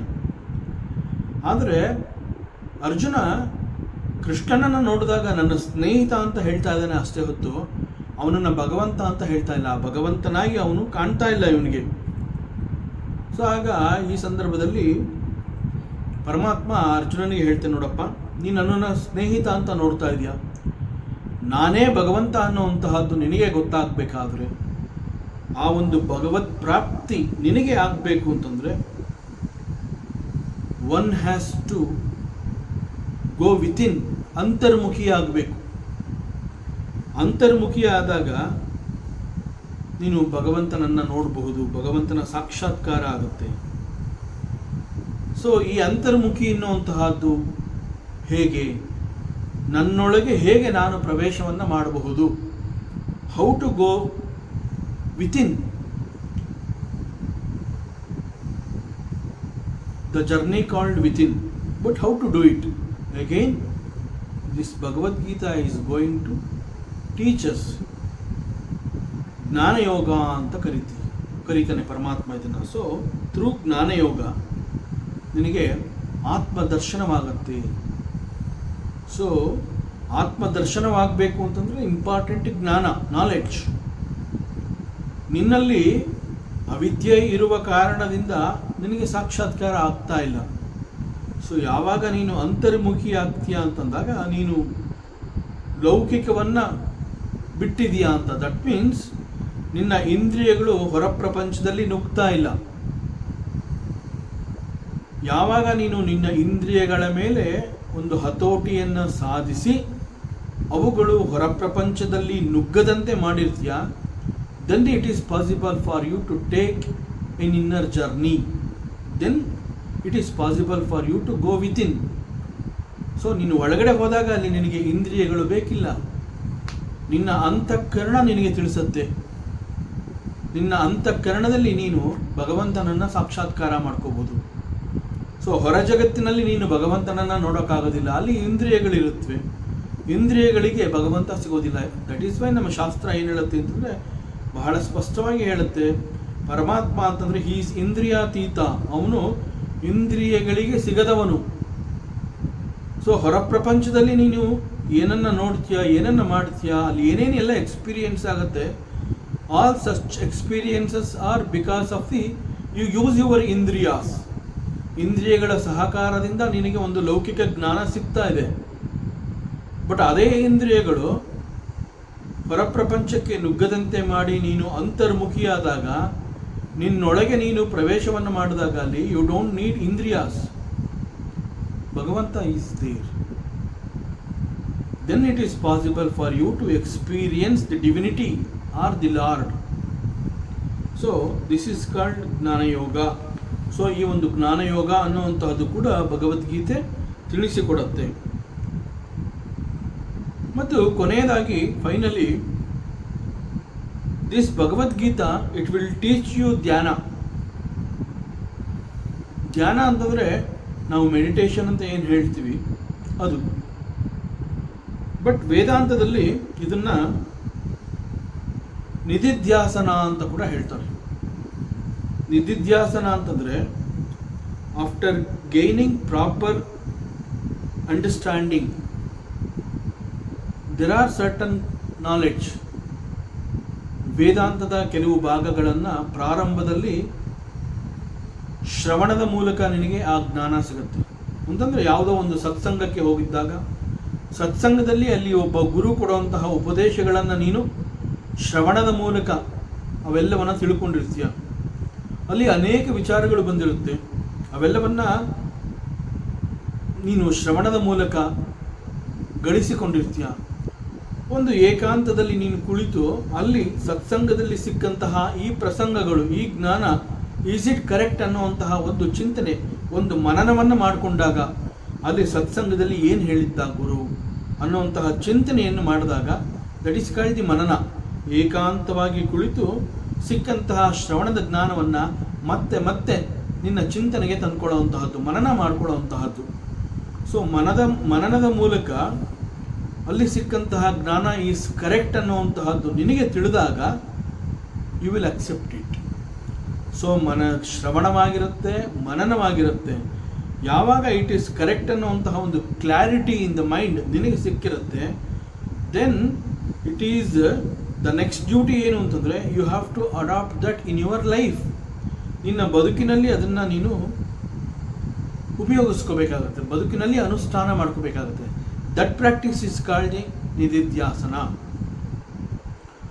So that is called the dhyana. Again spiritual ಪ್ರಾಕ್ಟೀಸ್ನಲ್ಲಿ ಈ ಹಂತಗಳನ್ನು ಈ ರೀತಿ ಹೇಳ್ತಾರೆ: ಶ್ರವಣ, ಮನನ, ನಂತರ ನಿಧಿಧ್ಯಾಸನ. And this third stage nididhyasana is called the dhyana. ಯಾಕೆಂತಂದರೆ ಥ್ರೂ ನಿಧಿಧ್ಯಾಸನ ಅಲ್ಲಿ direct experience. So it leads to the final realisation, to see the God. It is called realisation. ಇದನ್ನು ಸಾಕ್ಷಾತ್ಕಾರ ಅಂತ ಹೇಳ್ತಾರೆ, ಆತ್ಮದರ್ಶನ ಅಂತ ಹೇಳ್ತಾರೆ, ಅಪರೋಕ್ಷ ಅನುಭೂತಿ ಅಂತ ಕರೀತಾರೆ, ಅಥವಾ ಅನುಭವ, ಹೀಗೆ ಡೈರೆಕ್ಟ್ ಎಕ್ಸ್ಪೀರಿಯನ್ಸ್ ಈ ರೀತಿಯಲ್ಲೆಲ್ಲ ಕರೀತಾರೆ. So what is this direct experience? That is our identity with the Lord Ishvara. So it is possible only when you surrender to the divinity, surrendering to the Bhagavanta. So ಆಗ this realisation, ಸಾಕ್ಷಾತ್ಕಾರ, ಆತ್ಮದರ್ಶನ ಇವೆಲ್ಲ ಗೊತ್ತಾಗುತ್ತೆ. So the realised master ಅಂತ ಹೇಳಿದಾಗ he sees the entire world in himself, and at the same time he sees himself in the entire world. ನಾನು ಜಗತ್ತಿಗಿಂತ ಬೇರೆ ಅಲ್ಲ, ಅಥವಾ ಜಗತ್ತು ನನಗಿಂತ ಬೇರೆ ಅಲ್ಲ. So it is called the noble understanding. So ಅಂತಹವನು ದೇವರನ್ನು ಎಲ್ಲರಲ್ಲಿಯೂ ನೋಡ್ತಾನೆ ಮತ್ತು ದೇವರಲ್ಲಿ ಎಲ್ಲವನ್ನು ಕಾಣ್ತಾನೆ. So it is possible only because he has got the right understanding about the self, about the jagat and about the Ishwara. ಇಂತಹ ವ್ಯಕ್ತಿಯನ್ನು ನಮ್ಮ ಶಾಸ್ತ್ರ ಜೀವನ್ಮುಕ್ತ ಅಂತ ಕರೀತಾರೆ. ಹಾಗೂ ಗೀತೆಯಲ್ಲಿ ಈ ಒಂದು ಜೀವನ್ಮುಕ್ತನ ಲಕ್ಷಣವನ್ನು ಕುರಿತು ಪರಮಾತ್ಮ ಸ್ಥಿತಪ್ರಜ್ಞ ಅಂತ ಕೂಡ ಕರೀತಾನೆ. ಸೊ ಈವನ್ ಸ್ಥಿತಪ್ರಜ್ಞ ಕೂಡ ಇದೇ ಅರ್ಥವನ್ನು ಕೊಡುತ್ತೆ. ಮತ್ತು ಪರಮಾತ್ಮ ಗೀತೆಯಲ್ಲಿ ಜೀವನ್ಮುಕ್ತನನ್ನು ಸ್ಥಿತಪ್ರಜ್ಞ ಅಂತ ಕೂಡ ಕರೀತಾನೆ, ಗುಣಾತೀತ ಅಂತ ಹೇಳ್ತಾನೆ, ಭಕ್ತ ಅಂತ ಕರೀತಾನೆ, ಹಿ ಕಾಲ್ಸ್ ಹಿಮ್ ಯೋಗಿ. ಹೀಗೆ ಅನೇಕ ಹೆಸರುಗಳನ್ನು ಪರಮಾತ್ಮನೇ ಗೀತೆಯಲ್ಲಿ ಒಬ್ಬ ರಿಯಲೈಸ್ಡ್ ಸೋಲ್ ಅವನನ್ನು ಈ ರೀತಿಯಲ್ಲಿ ಅನೇಕ ಹೆಸರುಗಳಿಂದ ಕರೀತಾನೆ.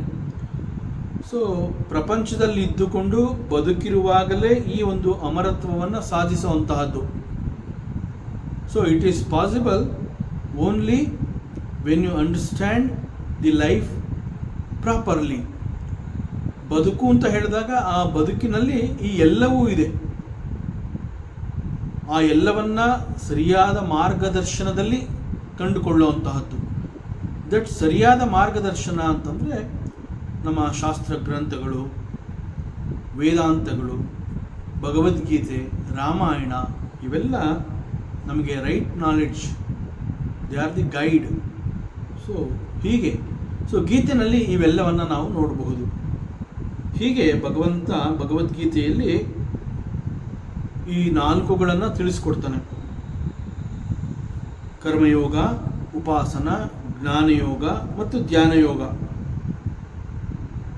ಮತ್ತು ಗೀತೆಯಲ್ಲಿ ಒಮ್ಮೆ ಭಗವಂತ ಅವನು ಹೇಳ್ತಾನೆ, ನಾನು 2 ಮಾರ್ಗಗಳನ್ನು ಮಾತ್ರ ನಾನು ನಿನಗೆ ತಿಳಿಸ್ಕೊಡ್ತೀನಿ ಅಂತ ಹೇಳ್ತಾನೆ. ಆ್ಯಕ್ಚುಲಾಗಿ ಈಗ ಇಲ್ಲಿವರೆಗೆ ನಾವು ಚರ್ಚೆ ಮಾಡಿದ್ದು ಗೀತೆಯಲ್ಲಿ ಈ 4 ಪ್ರಮುಖವಾದ ಟಾಪಿಕ್ಸ್ನ ನೋಡ್ಬೋದು ಅಂತ. ಆದರೆ Krishna says I am going to teach you only 2 topics ಅಂತ ಹೇಳ್ತಾನೆ. ನಾನು 2 ಮಾರ್ಗಗಳನ್ನು ಮಾತ್ರ ತಿಳಿಸ್ಕೊಡ್ತೀನಿ ಅಂತ ಹೇಳ್ತಾನೆ. That is the path of karma and path of knowledge. ಕರ್ಮಯೋಗ ಮತ್ತು ಜ್ಞಾನಯೋಗವನ್ನು ಮಾತ್ರ ನಾನು ನಿನಗೆ ತಿಳಿಸ್ಕೊಡೋದು ಅಂತ ಹೇಳ್ತಾನೆ.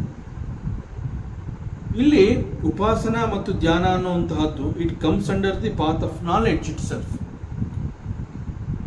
ಸೊ ಜ್ಞಾನಯೋಗ ಅಂತ ಹೇಳಿದಾಗ ಆ ಜ್ಞಾನಯೋಗದಲ್ಲಿ ದಿಸ್ ಉಪಾಸನ ಆ್ಯಂಡ್ ಧ್ಯಾನ ಅದು ಸೇರಿಕೊಂಡಿರುತ್ತೆ. ಹೀಗಾಗಿ 4 ಬೇರೆ ಬೇರೆ ಟಾಪಿಕ್ಗಳು ಅಂತ ಹೇಳಿದ್ರು ಕೂಡ ಒಂದು ಕರ್ಮಯೋಗ, ಮತ್ತೊಂದು ಜ್ಞಾನಯೋಗ. And jnanayoga it consists upasana and dhyana also.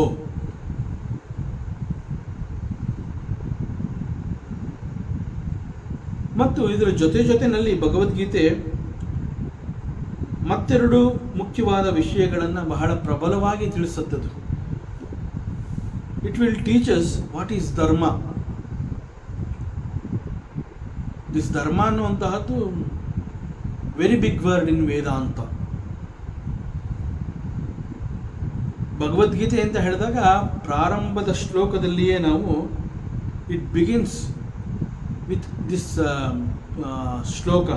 ಆ ಶ್ಲೋಕದಲ್ಲಿ ಮೊದಲನೇ ವರ್ಡನೇ ಧರ್ಮ ಅಂತಲೇ ಸ್ಟಾರ್ಟ್ ಆಗುತ್ತೆ. ಧರ್ಮಕ್ಷೇತ್ರೇ ಕುರುಕ್ಷೇತ್ರೇ ಸಮವೇತ ಯುಯುತ್ಸುವಃ ಮಾಮಕಾಃ ಪಾಂಡವಾಶ್ಚೈವ ಕಿಮಕುರ್ವತ ಸಂಜಯ. ಸೊ ಪ್ರಾರಂಭದ ಶ್ಲೋಕ ಪ್ರಾರಂಭ ಆಗುವಂತಹದ್ದೇ ಧರ್ಮ ಅನ್ನುವ ಪದದಿಂದ. ಸೊ ಈ ಪ್ರಕಾರ ಧರ್ಮ ಅಂತ ಹೇಳಿದಾಗ it's a big word in Vedanta. ಮತ್ತು ಅನೇಕ ಅನುಭವಿಗಳು, ಜ್ಞಾನಿಗಳು, ಒಬ್ಬ ಟೀಚರ್ ಅವರೆಲ್ಲ ಏನು ಹೇಳ್ತಾರೆ ಅಂತಂದರೆ, ಈ ಒಂದು ಧರ್ಮ ಅನ್ನುವಂತಹದ್ದು ವೇದಾಂತದಲ್ಲಿ ಇಟ್ಸ್ ಎ ಟೆಕ್ನಿಕಲ್ ವರ್ಡ್ ಅಂತ ಹೇಳ್ತಾರೆ. ಇದು ಅನೇಕ ರೀತಿಯಲ್ಲಿ ಉಪಯೋಗಕ್ಕೆ ಬರುತ್ತೆ, ಅನೇಕ ಅರ್ಥಗಳನ್ನು ಕೊಡುತ್ತೆ. ಇದು ಇಷ್ಟು ಮಾತ್ರ ಅಂತ ಅದನ್ನು there is no limitation, limitless ಮೀನಿಂಗ್ಗಳಿದೆ ಧರ್ಮ ಅನ್ನುವಂತಹದ್ದು. ಕೆಲವು ಸಂದರ್ಭಗಳಲ್ಲಿ ಅವುಗಳ ಲಕ್ಷಣಗಳು ಅವೆಲ್ಲ ಬೇರೆ ಬೇರೆ ಅರ್ಥಗಳನ್ನು ಕೊಟ್ಟು ನಮಗೆ ಅರ್ಥ ಆಗೋ ಹಾಗೆ ಮಾಡುತ್ತೆ, ಕನ್ವಿನ್ಸ್ ಆಗುತ್ತದು. ಸೊ ಹೀಗೆ ಈ ಧರ್ಮ ಅನ್ನುವಂತಹದ್ದು ಅನೇಕ ಅರ್ಥಗಳನ್ನು ಒಳಗೊಂಡಿರುವಂತಹ ಪದ. ಅಗೇನ್ ಇನ್ಫ್ಯಾಕ್ಟ್ ಧರ್ಮ ಅಂತ ನಾವು ಮಾತನಾಡಿದ್ರು ಕೂಡ ದಿಸ್ ಧರ್ಮ ಅಂತ ನಾವೇನು ಹೇಳ್ತೀವಿ, under certain situations it is ಕರ್ಮ ಆಲ್ಸೋ. ಧರ್ಮ ಅಂತ ನಾವು ಹೇಳುವಂತಹ ಈ ಶಬ್ದ ಅನೇಕ ಸಂದರ್ಭಗಳಲ್ಲಿ ಇದನ್ನು ಕರ್ಮ ಅಂತ ಕೂಡ ನಾವು ಹೇಳೋ ಹಾಗೆ ಸಂದರ್ಭಗಳು ಬರುತ್ತೆ. ಸೊ ಕರ್ಮ ಅಂತಂದಾಗ ದಿಸ್ ಕರ್ಮ ಆಲ್ಸೋ, ಕರ್ಮ ಆ್ಯಂಡ್ ಕರ್ಮಫಲ. ಎಲ್ಲಿ ಕರ್ಮ ಅನ್ನುವಂತಹ ಶಬ್ದ ಅಥವಾ ಪದ ನಾವು ಉಪಯೋಗಿಸ್ತೀವಿ, ಆ ಕರ್ಮ ಅನ್ನುವಂತಹ ಪದದ ಜೊತೆನಲ್ಲೇ ಇಟ್ ಈಸ್ ಕರ್ಮ ಆ್ಯಂಡ್ ಕರ್ಮಫಲ ಅನ್ನುವಂತಹದ್ದು ಕೂಡ it is hidden there. So ಧರ್ಮ ಮೀನ್ಸ್ ಮುಖ್ಯವಾಗಿ ಅದು ವಾಟ್ ಈಸ್ ಧರ್ಮ ಅಂತ ಹೇಳಿದಾಗ, ಧರ್ಮ ಅಂತಂದರೆ ವಾಟ್ ಈಸ್ ರೈಟ್, ಯಾವುದು ಸರಿ ಎನ್ನುವಂತಹದ್ದನ್ನು ತಿಳ್ಕೊಳ್ಳುವಂತಹದ್ದು ಧರ್ಮ. ಸೊ ಯಾವಾಗ ಯಾವುದು ಸರಿ ಅನ್ನುವಂತಹದ್ದು ನಮಗೆ ಗೊತ್ತಾಗತ್ತೆ, ಯಾಕೆಂದರೆ ತಿಳ್ಕೊಂಡಿರ್ತೀವಿ. ಅಲ್ಲಿ ತಿಳ್ಕೊಂಡ ನಂತರದಲ್ಲಿ ಅದು ಸರಿ ಅಂತ ಕಂಡು ಬಂದಾಗ ಯಾವುದನ್ನು ರೈಟ್ ಪಾತ್ ಅಂತ ನಾವು ತಿಳಿದಿರ್ತೀವಿ, we should follow that path. So when we follow that path it is called the dharma marga. So ಈ ಒಂದು ಧರ್ಮಕ್ಕೆ ವಿರುದ್ಧವಾಗಿ ಅದು ಏನೇ ಆಗಿದ್ರೂ ಕೂಡ ಇಟ್ ಈಸ್ ಅಧರ್ಮ. ಇಟ್ ಕ್ಯಾನ್ ಬಿ ಕಾಲ್ಡ್ ಅಧರ್ಮ. ಯಾವುದು ಧರ್ಮ ಅಂತ ಗೊತ್ತಾದ ನಂತರದಲ್ಲಿ ಯಾವುದೆಲ್ಲವೂ ಸರಿ ಇಲ್ಲ ಅಂತ ಅನ್ಸತ್ತೆ, all such things are the ಅಧರ್ಮ. ಸೊ ಧರ್ಮ ಅಂತ ಹೇಳಿದಾಗ this is one such meaning, ಯಾವುದು ಸರಿ ಅಂತ ತಿಳ್ಕೊಳ್ಳುವಂತಹದ್ದು.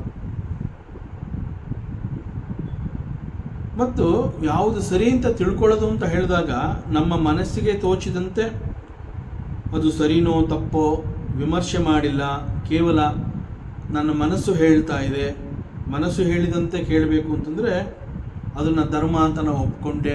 ಆ ರೀತಿ ಹೇಳಿದಾಗ ಇಟ್ ಈಸ್ ನಾಟ್ ಧರ್ಮ. ಯಾಕೆಂತಂದರೆ if you depend for something on your mind it is not right.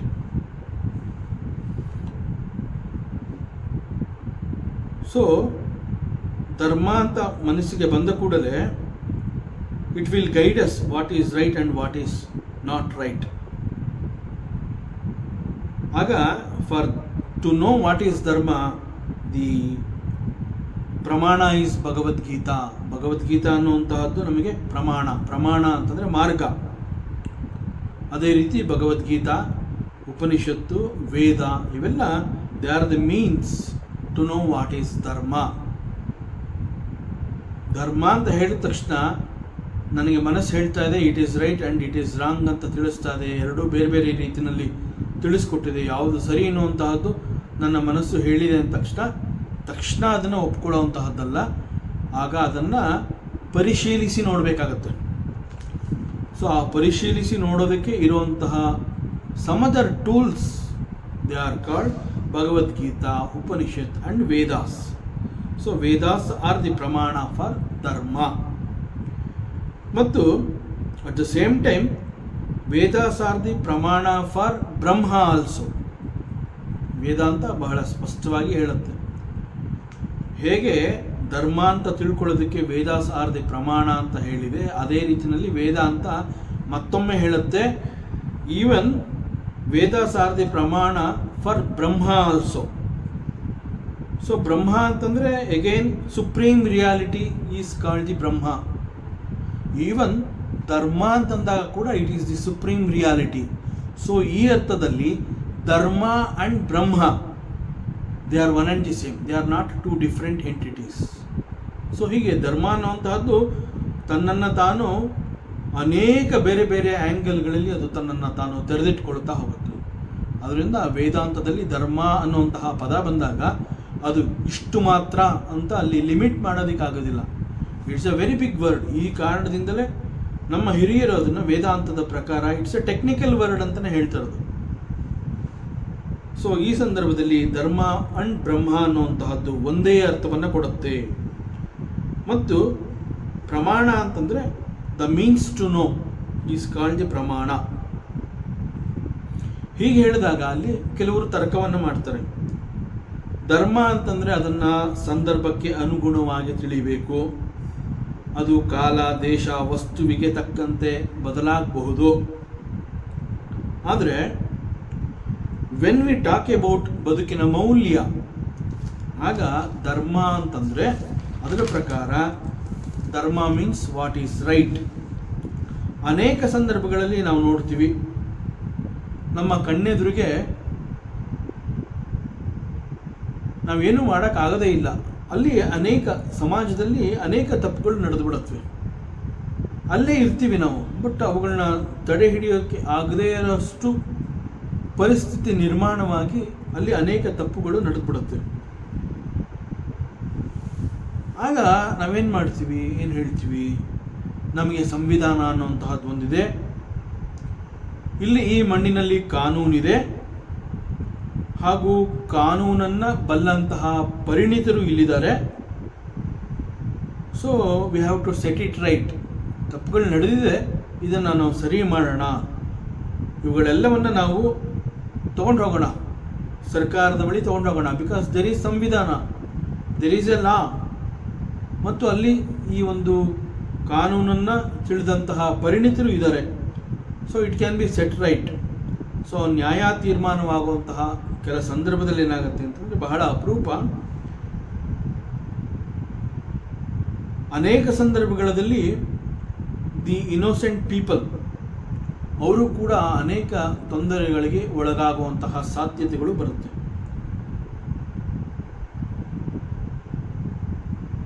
ಅದೇ ರೀತಿ ನಿಜವಾಗ್ಲೂ ಆ ಒಂದು ಪ್ರಮಾದ ನಡೆದಾಗ ತಪ್ಪು ಮಾಡಿರುವಂತಹವರು ಸಾಕ್ಷಿಯ ಕೊರತೆಯಿಂದ ಬಿಡುಗಡೆಯನ್ನು ಕೂಡ ಹೊಂದಿರ್ತಾರೆ.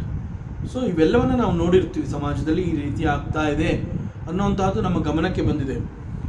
ಸೊ ಈ ರೀತಿ ಕನ್ಫ್ಯೂಷನ್ಸ್ಗಳು ಸಮಾಜದಲ್ಲಿ ಅಲ್ಲಲ್ಲಿ ಮತ್ತೆ ಮತ್ತೆ ಆಗ್ತಾನೆ ಇರುತ್ತೆ. ಆದ್ದರಿಂದ ನಾವು ಮುಖ್ಯವಾಗಿ ಅರ್ಥ ಮಾಡ್ಕೋಬೇಕಾಗಿರೋದು ಏನು ಅಂತಂದರೆ, it is always the human intelligence which decides what is right and what is wrong. So ಈ ಸರಿ ತಪ್ಪು ಅನ್ನುವಂತಹದ್ದು ಮನುಷ್ಯನ ಬುದ್ಧಿಯ ಮೂಲಕ ಅವುಗಳನ್ನು ನಾವು ವಿಭಾಗ ಮಾಡಿ ನೋಡುವಂತಹದ್ದು. ಹೀಗೆ ಹೇಳಿದಾಗ human intelligence is not always right.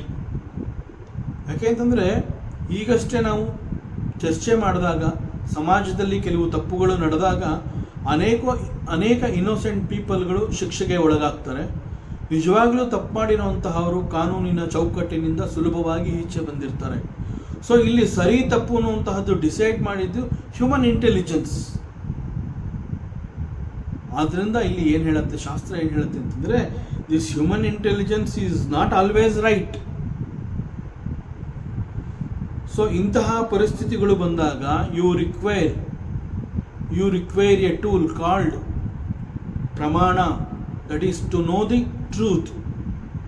ಅದಕ್ಕೆ ಬೇಕಾಗಿರುವಂತಹದ್ದು ಶಾಸ್ತ್ರ ಗ್ರಂಥಗಳು. ಆಗ ನಮಗೆ ಈ ವೇದಾಂತ, ಶಾಸ್ತ್ರ, ಭಗವದ್ಗೀತೆ ಇವೆಲ್ಲ ನಮ್ಮ ಸಹಾಯಕ್ಕೆ ಬಂದು ವಾಟ್ ಈಸ್ ಆ್ಯಕ್ಚುಲಿ ರೈಟ್ ಅನ್ನುವಂತಹದ್ದನ್ನು ತೋರಿಸ್ಕೊಡುತ್ತೆ. ಸೊ ಇವುಗಳಿಗಾಗಿ ನಾವು ಈ ಒಂದು ವೇದಾಂತದ ಅಭ್ಯಾಸವನ್ನು ಮಾಡಬೇಕಾಗುತ್ತೆ. So this Vedas are the pramana to know what is right. So always human intelligence is not right. Suppose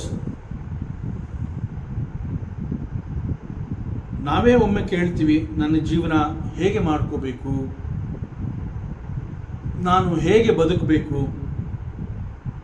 ನನಗೆ ಒಂದು ಸ್ವಲ್ಪ ಮಾರ್ಗದರ್ಶನ ಬೇಕು, ಪ್ಲೀಸ್ ಗೈಡ್ ಮೀ ಅಂತ ನಾವು ಕೇಳ್ಕೊಂಡಾಗ ದಿ ಅದರ್ ಪರ್ಸನ್ ನನಗೆ ಕೆಲವು ಮಾರ್ಗದರ್ಶನ ಬೇಕು ಅಂತ ನಾನು ಕೇಳಿಕೊಂಡಾಗ ನನಗೆ ಮಾರ್ಗದರ್ಶನ ಕೊಡುವಂತಹ ಮತ್ತೊಬ್ಬ ವ್ಯಕ್ತಿ ಹಿ ಮಸ್ಟ್ ಬಿ ಕರೆಕ್ಟ್. ಹಾಗೂ ಅವನಿಗೆ ನನ್ನ ಈಗಿನ ಮತ್ತು ಹಿಂದಿನ ವಿದ್ಯಮಾನಗಳೆಲ್ಲವೂ ಅವನು ತಿಳಿದಿರಬೇಕು. ನಾನು ಅವನನ್ನು ಮಾರ್ಗದರ್ಶನವನ್ನು ಕೇಳ್ತಾ ಇದ್ದೀನಿ ಅಂತಂದಾಗ ನನ್ನ ಬಗ್ಗೆ ಅವನಿಗೆ ಒಂದು ಅರಿವು ಇರಬೇಕು. ನಾನು ಯಾರು, ನನ್ನ ಸ್ವಭಾವ ಏನು, ನನ್ನ ಗುಣ ಏನು, ನಾನು ಹಿಂದೆ ಹೇಗಿದ್ದೆ, ಈಗ ನಾನು ಹೇಗಾಗಿದ್ದೀನಿ, ಮುಂದೆ ನಾನು ಏನಾಗಬೇಕು ಅನ್ನುವುದನ್ನು ಬಯಸಿ ನಾನು ಈ ಪ್ರಶ್ನೆಯನ್ನು ಮಾಡ್ತಾ ಇದ್ದೀನಿ. ಸೊ ನನ್ನ ಬಗ್ಗೆ ನನ್ನ ಪೂರ್ಣ ವಿವರ ಅವನಿಗೆ ಗೊತ್ತಿರಬೇಕು. ಸೊ ನನ್ನ ಸುತ್ತಮುತ್ತ ಯಾರಿದ್ದಾರೆ, ಅವರ ಪ್ರಭಾವ ನನ್ನ ಮೇಲೆ ಯಾವ ರೀತಿ ಬೀಳ್ತಾ ಇದೆ, ನನ್ನ ಮನೆಯವರು ಯಾರು, ನನ್ನ ಮನೆಯವರ ಸ್ಥಿತಿಗತಿ ಹೇಗಿದೆ, ಆ ಒಂದು ಪ್ರಭಾವ ನನ್ನ ಮೇಲೆ ಯಾವ ರೀತಿ ಇದೆ. ಸೊ ಪರಿಸರ, ಸುತ್ತಮುತ್ತಲಿನವರು, ಮನೆಯವರು, ಹೀಗೆ ಎಲ್ಲ ನನ್ನ ಬಗ್ಗೆ ಸಂಪೂರ್ಣವಾದ ಚಿತ್ರಣ ಅವನು ಪಡ್ಕೊಂಡಿರಬೇಕು. ಅದೇ ರೀತಿ one should have the knowledge about the world, ಅದು ಕೂಡ ಗೊತ್ತಿರಬೇಕು. ಬೇರೆ ಬೇರೆ ವ್ಯಕ್ತಿಗಳ ಅಂತಂದರೆ ನನ್ನ ಸುತ್ತಮುತ್ತ ಇರುವಂತಹ ವ್ಯಕ್ತಿಗಳ ನಡವಳಿಕೆ ಕೂಡ ಅವನಿಗೆ ಗೊತ್ತಿರಬೇಕು. ಹೀಗೆ ಸಮಗ್ರವಾಗಿ ಎಲ್ಲವನ್ನ ತಿಳ್ಕೊಂಡಿರುವಂತಹ ಮತ್ತೊಬ್ಬ ವ್ಯಕ್ತಿ ಮಾತ್ರ ನನಗೆ ನನ್ನ ಧರ್ಮದ ವಿಚಾರದಲ್ಲಿ, ನನ್ನ ಬದುಕಿನ ಬಗ್ಗೆ, ನನ್ನ ಬದುಕು ಹೇಗಾಗಬೇಕು ಅಂತ ನಾನು ಕೇಳಿಕೊಂಡ ಅಂತಹ ಪ್ರಶ್ನೆಗಳಿಗೆ ಅವನು ಉತ್ತರವನ್ನು ಕೊಡ್ತಾನೆ ಅಂತಂದರೆ he must be an expert like this. So to know what is right and what is not right ಅನ್ನುವಂತಹದ್ದು ಅಷ್ಟು ಸುಲಭವಾಗಿ ಡಿಸೈಡ್ ಮಾಡುವಂತಹದ್ದಲ್ಲ. ಆದ್ದರಿಂದ ಈ ಹ್ಯೂಮನ್ ಇಂಟೆಲಿಜೆನ್ಸ್ಗಿಂತ ಬೆಟರ್ ಅಂತಂದರೆ ಈ ಸಮಯದಲ್ಲಿ ನಮಗೆ ಶಾಸ್ತ್ರಗ್ರಂಥಗಳು, ಇಲ್ಲಿ ಶಾಸ್ತ್ರಗ್ರಂಥಗಳು they are the pramanas. So we have to approach the shastragranthas. So ಈ ಅರ್ಥದಲ್ಲಿ this Bhagavad Gita it begins with that, it begins with the great confusion in the mind of Arjuna.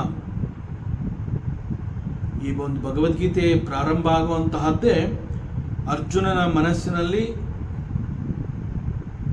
ಬುದ್ಧಿಯ ಭ್ರಮಣೆಯ ಕಾರಣದಿಂದ ಅವನ ಮನಸ್ಥಿತಿ ಒಂದು ಕನ್ಫ್ಯೂಷನ್ ಸ್ಟೇಜಿಗೆ ಬಂದು ತಲುಪಿರುತ್ತೆ. ಅವನ ಬುದ್ಧಿಯಲ್ಲಿ, ಮನಸ್ಸಿನಲ್ಲಿ ದೋಷ ಉಂಟಾಗಿರುತ್ತೆ. ಬುದ್ಧಿ ಭ್ರಮಣೆಯ ದೋಷದಿಂದ ಮೋಹಕ್ಕೆ ಒಳಗಾಗಿ ಅವನು ಯುದ್ಧ ಕ್ಷೇತ್ರದಲ್ಲಿ ಎರಡೂ ಸೈನ್ಯಗಳ ಮಧ್ಯೆ ನಿಂತು ಎಲ್ಲರನ್ನ ವೀಕ್ಷಿಸಿದಾಗ ಏನೂ ತಿಳಿಯದವನಂತೆ ನೈ ಏನು ಮಾಡಬೇಕು ಅನ್ನುವಂತಹದ್ದೇ ಅವನಿಗೆ ತೋಚೋದಿಲ್ಲ. ಅಂತಹ ಒಂದು ಬುದ್ಧಿಯ ಭ್ರಮಣೆಗೆ ಅವನು ಒಳಗಾಗ್ತಾನೆ ಅರ್ಜುನ. ಸೊ ಆಗ ಅವನು ಕೇಳ್ತಾನೆ what to do and what not to do. So what is dharma, what is adharma, ಇಂತಹ ವಿಚಾರಗಳಲ್ಲಿ ಅವನಿಗೆ ಅವನ ಮನಸ್ಸಿನಲ್ಲಿ ಗೊಂದಲ ಉಂಟಾದಾಗ ಹಿ ಅಪ್ರೋಚಸ್ ದಿ ಲಾರ್ಡ್, ಪರಮಾತ್ಮನನ್ನು ಕೇಳ್ತಾನೆ, ಈಗ ನಾನು ಏನು ಮಾಡಬೇಕು, ನಾ ಯಾಕೆ ಏನನ್ನೂ ಮಾಡೋಕ್ಕೆ ಆಗ್ತಾ ಇಲ್ಲ ಅನ್ನುವಂತಹದಕ್ಕೆ ಅನೇಕ ರೀತಿಯ ವಿಚಾರಗಳನ್ನು ಅವನು ಪರಮಾತ್ಮನಿಗೆ ಹೇಳ್ತಾನೆ. ಈ ಎಲ್ಲ ಕಾರಣಗಳಿಂದ ನಾನು ಯುದ್ಧವನ್ನು ಮಾಡೋದಿಲ್ಲ, ನನಗೆ ಯುದ್ಧ ಬೇಡ.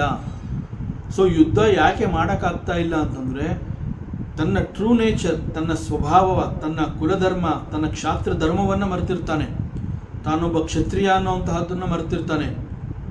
ಕ್ಷಾತ್ರ ಧರ್ಮದಲ್ಲಿ ಮುಖ್ಯವಾಗಿ ಆ ಯುದ್ಧ ಅಂತ ಅಂದಾಗ ಇಟ್ ಈಸ್ ಫಾರ್ ದಿ ಧರ್ಮ ಅನ್ನುವಂತಹದ್ದನ್ನು, ಆ ಬೇಸಿಕ್ ಧರ್ಮವನ್ನೇ ಅವನು ಮರೆತಿರ್ತಾನೆ. ಈ ಎಲ್ಲ ವಿಚಾರಗಳಲ್ಲಿ ಅವನ ಮನಸ್ಸಿನಲ್ಲಿ ಗೊಂದಲ ಉಂಟಾದಾಗ ಹಿ ಅಪ್ರೋಚಸ್ ದಿ ಲಾರ್ಡ್. ಈಗ ನಾನು ಏನು ಮಾಡಬೇಕು? ಟೆಲ್ ಮೀ, ನನಗೆ ಯಾವುದು ಶ್ರೇಯಸ್ಸು ಅಂತ ನಿನಗೆ ಅನಿಸುತ್ತೆ ಅದನ್ನು ನನಗೆ ಬೋಧನೆ ಮಾಡಿ ತಿಳಿಸ್ಕೊಡು. I will follow that. ಈಗ ನಾನು ಯಾವ ಥರನೂ ತೀರ್ಮಾನ ತಗೊಳಕ್ಕಾಗ್ತಾ ಇಲ್ಲ. ನನ್ನ ಕಣ್ಣೆದುರಿಗೆ ಕಾಣ್ತಾ ಇರೋವಂತಹದ್ದು ಎಲ್ಲವೂ ಕೂಡ ನನ್ನನ್ನು ಈ ಒಂದು ಪರಿಸ್ಥಿತಿಗೆ ತಳ್ಳಿದೆ. ನನಗೇನೂ ಗೊತ್ತಾಗ್ತಾ ಇಲ್ಲ. ನನಗಿಲ್ಲಿ ಯಾವುದು ಸರಿ, ಯಾವುದು ತಪ್ಪು, ಯಾವುದು ಧರ್ಮ, ಯಾವುದು ಅಧರ್ಮ, ಹೀಗೆ ಅನೇಕ ವಿಚಾರಗಳಲ್ಲಿ ನನಗೆ ಗೊಂದಲ ಉಂಟಾಗಿದೆ. ಈಗ ನಾವು ಉಳಿದಿರುವ ಏಕೈಕ ಮಾರ್ಗ ಅಂತಂದರೆ you have to guide me. Tell me what is good for me. I will do it. ನೀ ಏನು ನನಗೆ ಶ್ರೇಯಸ್ಸು ಅಂತ ಯಾವ ಒಂದು ಮಾರ್ಗವನ್ನು ನೀನು ತೋರಿಸ್ತೀಯಾ ಆ ಮಾರ್ಗವನ್ನು ನಾನು ಅನುಸರಿಸ್ತೀನಿ. ಹೇ ಭಗವಂತ, ಪ್ಲೀಸ್ ಗೈಡ್ ಮೀ.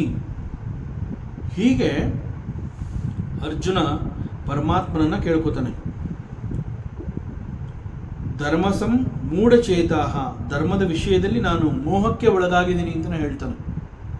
ನನಗೆ ಗೊತ್ತಾಗ್ತಾ ಇಲ್ಲ, ಯಾವುದು ಧರ್ಮ ಅನ್ನೋದೇ ನನಗೆ ಗೊತ್ತಾಗ್ತಾ ಇಲ್ಲ.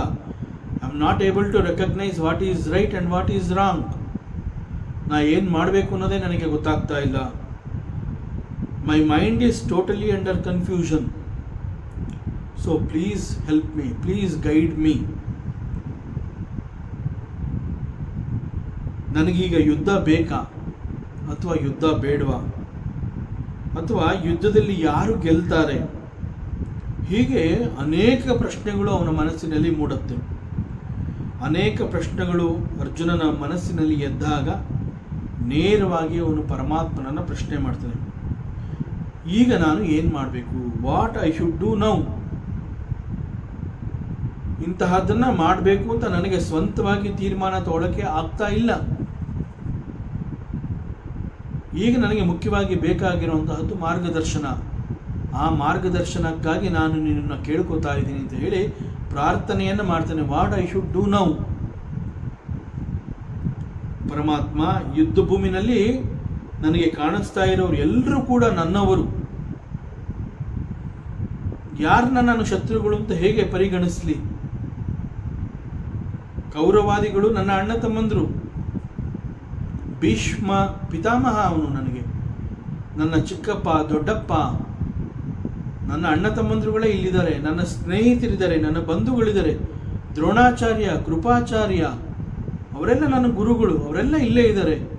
ಅವರ ವಿರುದ್ಧವಾಗಿ ನಾನು ಈ ಯುದ್ಧವನ್ನು ಮಾಡಬೇಕಾ? ಸೊ ನನಗೆ ನನ್ನ ಬಂಧುಗಳೊಂದಿಗೆ ಯುದ್ಧವನ್ನು ಮಾಡಿ ಅವ್ರನ್ನ ಕೊಲ್ಲುವಂತಹದ್ದು ಎಷ್ಟು ಸರಿ? ಇದು ನಿಜವಾಗ್ಲೂ ಧರ್ಮನ? ನನ್ನ ಬಂಧುಗಳನ್ನು ಕೊಲ್ಲುವಂತಹದ್ದು ಧರ್ಮನ? ಇದೆಂತಹ ಧರ್ಮ? ಇದು ಎಷ್ಟು ಮಟ್ಟಿಗೆ ಸರಿ? ಒಬ್ಬ ಕ್ಷತ್ರಿಯನಾಗಿ ಧರ್ಮವನ್ನು ಕಾಪಾಡುವಂತಹದ್ದು, ರಾಜ್ಯವನ್ನು, ಯೋಗಕ್ಷೇಮವನ್ನು ನೋಡ್ಕೊಳ್ಳುವಂತಹದ್ದು ಈ ಕ್ಷಾತ್ರ ಧರ್ಮ. ಅದು ನನಗೆ ಗೊತ್ತು, ಇದು ಕ್ಷಾತ್ರ ಧರ್ಮ. ಒಬ್ಬ ಕ್ಷತ್ರಿಯ ಇವುಗಳನ್ನು ಪಾಲಿಸಬೇಕು ಅನ್ನೋಂತಹದ್ದು ನನಗೆ ಗೊತ್ತು. ಬಟ್ ಇಲ್ಲಿ ನನ್ನ ಕಣ್ಣೆದುರುಗಡೆ ಇರೋ ಸಿಚುವೇಶನ್ ಏನು? ಶತ್ರುಗಳಾಗಿದ್ದ ಪಕ್ಷದಲ್ಲಿ ಕ್ಷಾತ್ರ ಧರ್ಮದ ಪ್ರಕಾರ ನಾನು ಯುದ್ಧ ಮಾಡಬೇಕಾಗಿತ್ತು. ಆದರೆ ಇಲ್ಲಿ ಶತ್ರುಗಳು ಅಂತ ನನಗೆ ಕಾಣಿಸ್ತಾನೆ ಇಲ್ಲ.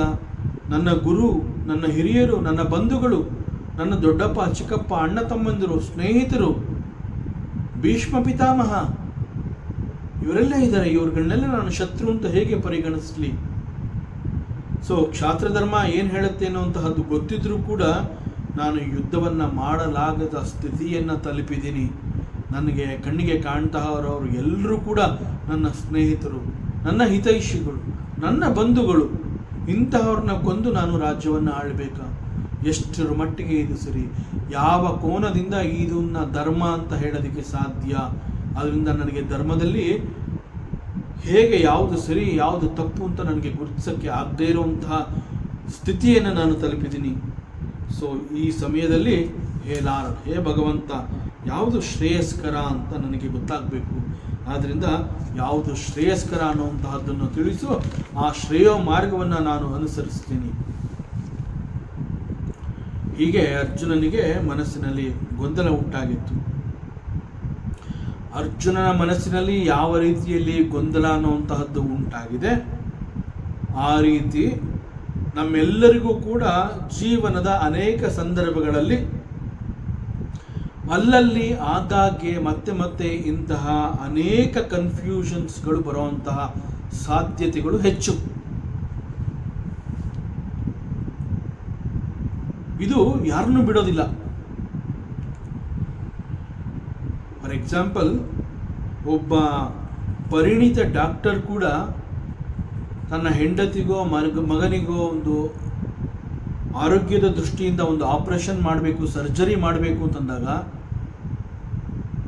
He will approach another doctor.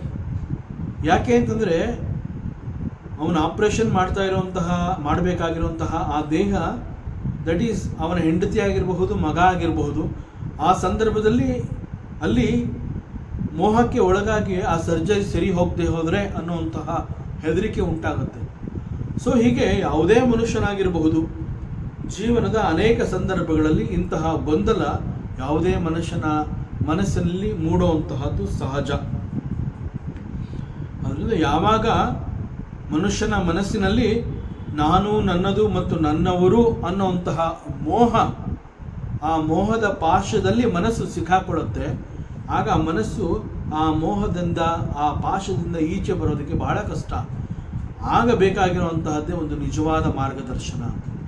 ಅಂತಹ ಮಾರ್ಗದರ್ಶನ ಅರ್ಜುನನಿಗೆ ಭಗವದ್ಗೀತೆಯಲ್ಲಿ ಪರಮಾತ್ಮ ಮಾರ್ಗದರ್ಶನವನ್ನು ಕೊಟ್ಟ.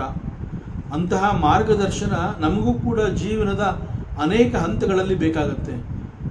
ಈ ದೃಷ್ಟಿಯಿಂದ ನೋಡಿದ್ರೆ ದಿಸ್ ಭಗವದ್ಗೀತಾ ಅರ್ಜುನನಿಗೆ ಹೇಗೆ ಒಂದು ರೈಟ್ ಡೈರೆಕ್ಷನ್ ಅನ್ನುವಂತಹದ್ದು ಬದುಕಿನಲ್ಲಿ ಸಿಕ್ಕಿತೋ, ಅಂತಹ ರೈಟ್ ಡೈರೆಕ್ಷನ್ ಭಗವದ್ಗೀತೆಯನ್ನು ನಾವು ಅಭ್ಯಾಸ ಮಾಡುವ ಮೂಲಕ ನಮಗೂ ಕೂಡ ಅದು ಅನೇಕ ಸಂದರ್ಭಗಳಲ್ಲಿ ದ ರೈಟ್ ಡೈರೆಕ್ಷನ್ ಕೊಡುತ್ತೆ.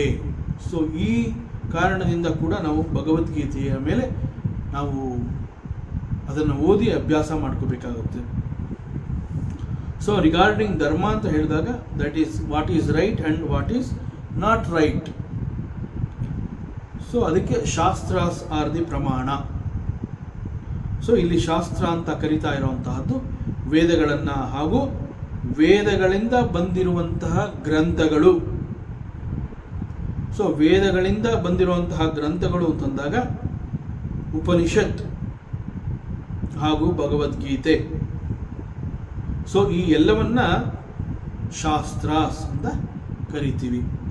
ಸೊ ಇಟ್ ಇನ್ಕ್ಲೂಡ್ಸ್ ಪುರಾಣಾಸ್, ಇತಿಹಾಸ ಅಂಡ್ ಅಗೇನ್ ಇತಿಹಾಸ ಅಂತ ಹೇಳಿದಾಗ ಅಲ್ಲಿ ನಾವು ಬಹಳ ದೊಡ್ಡ ಗ್ರಂಥಗಳಾದ ರಾಮಾಯಣ ಮತ್ತು Mahabharata, it comes under the history, ಇತಿಹಾಸ.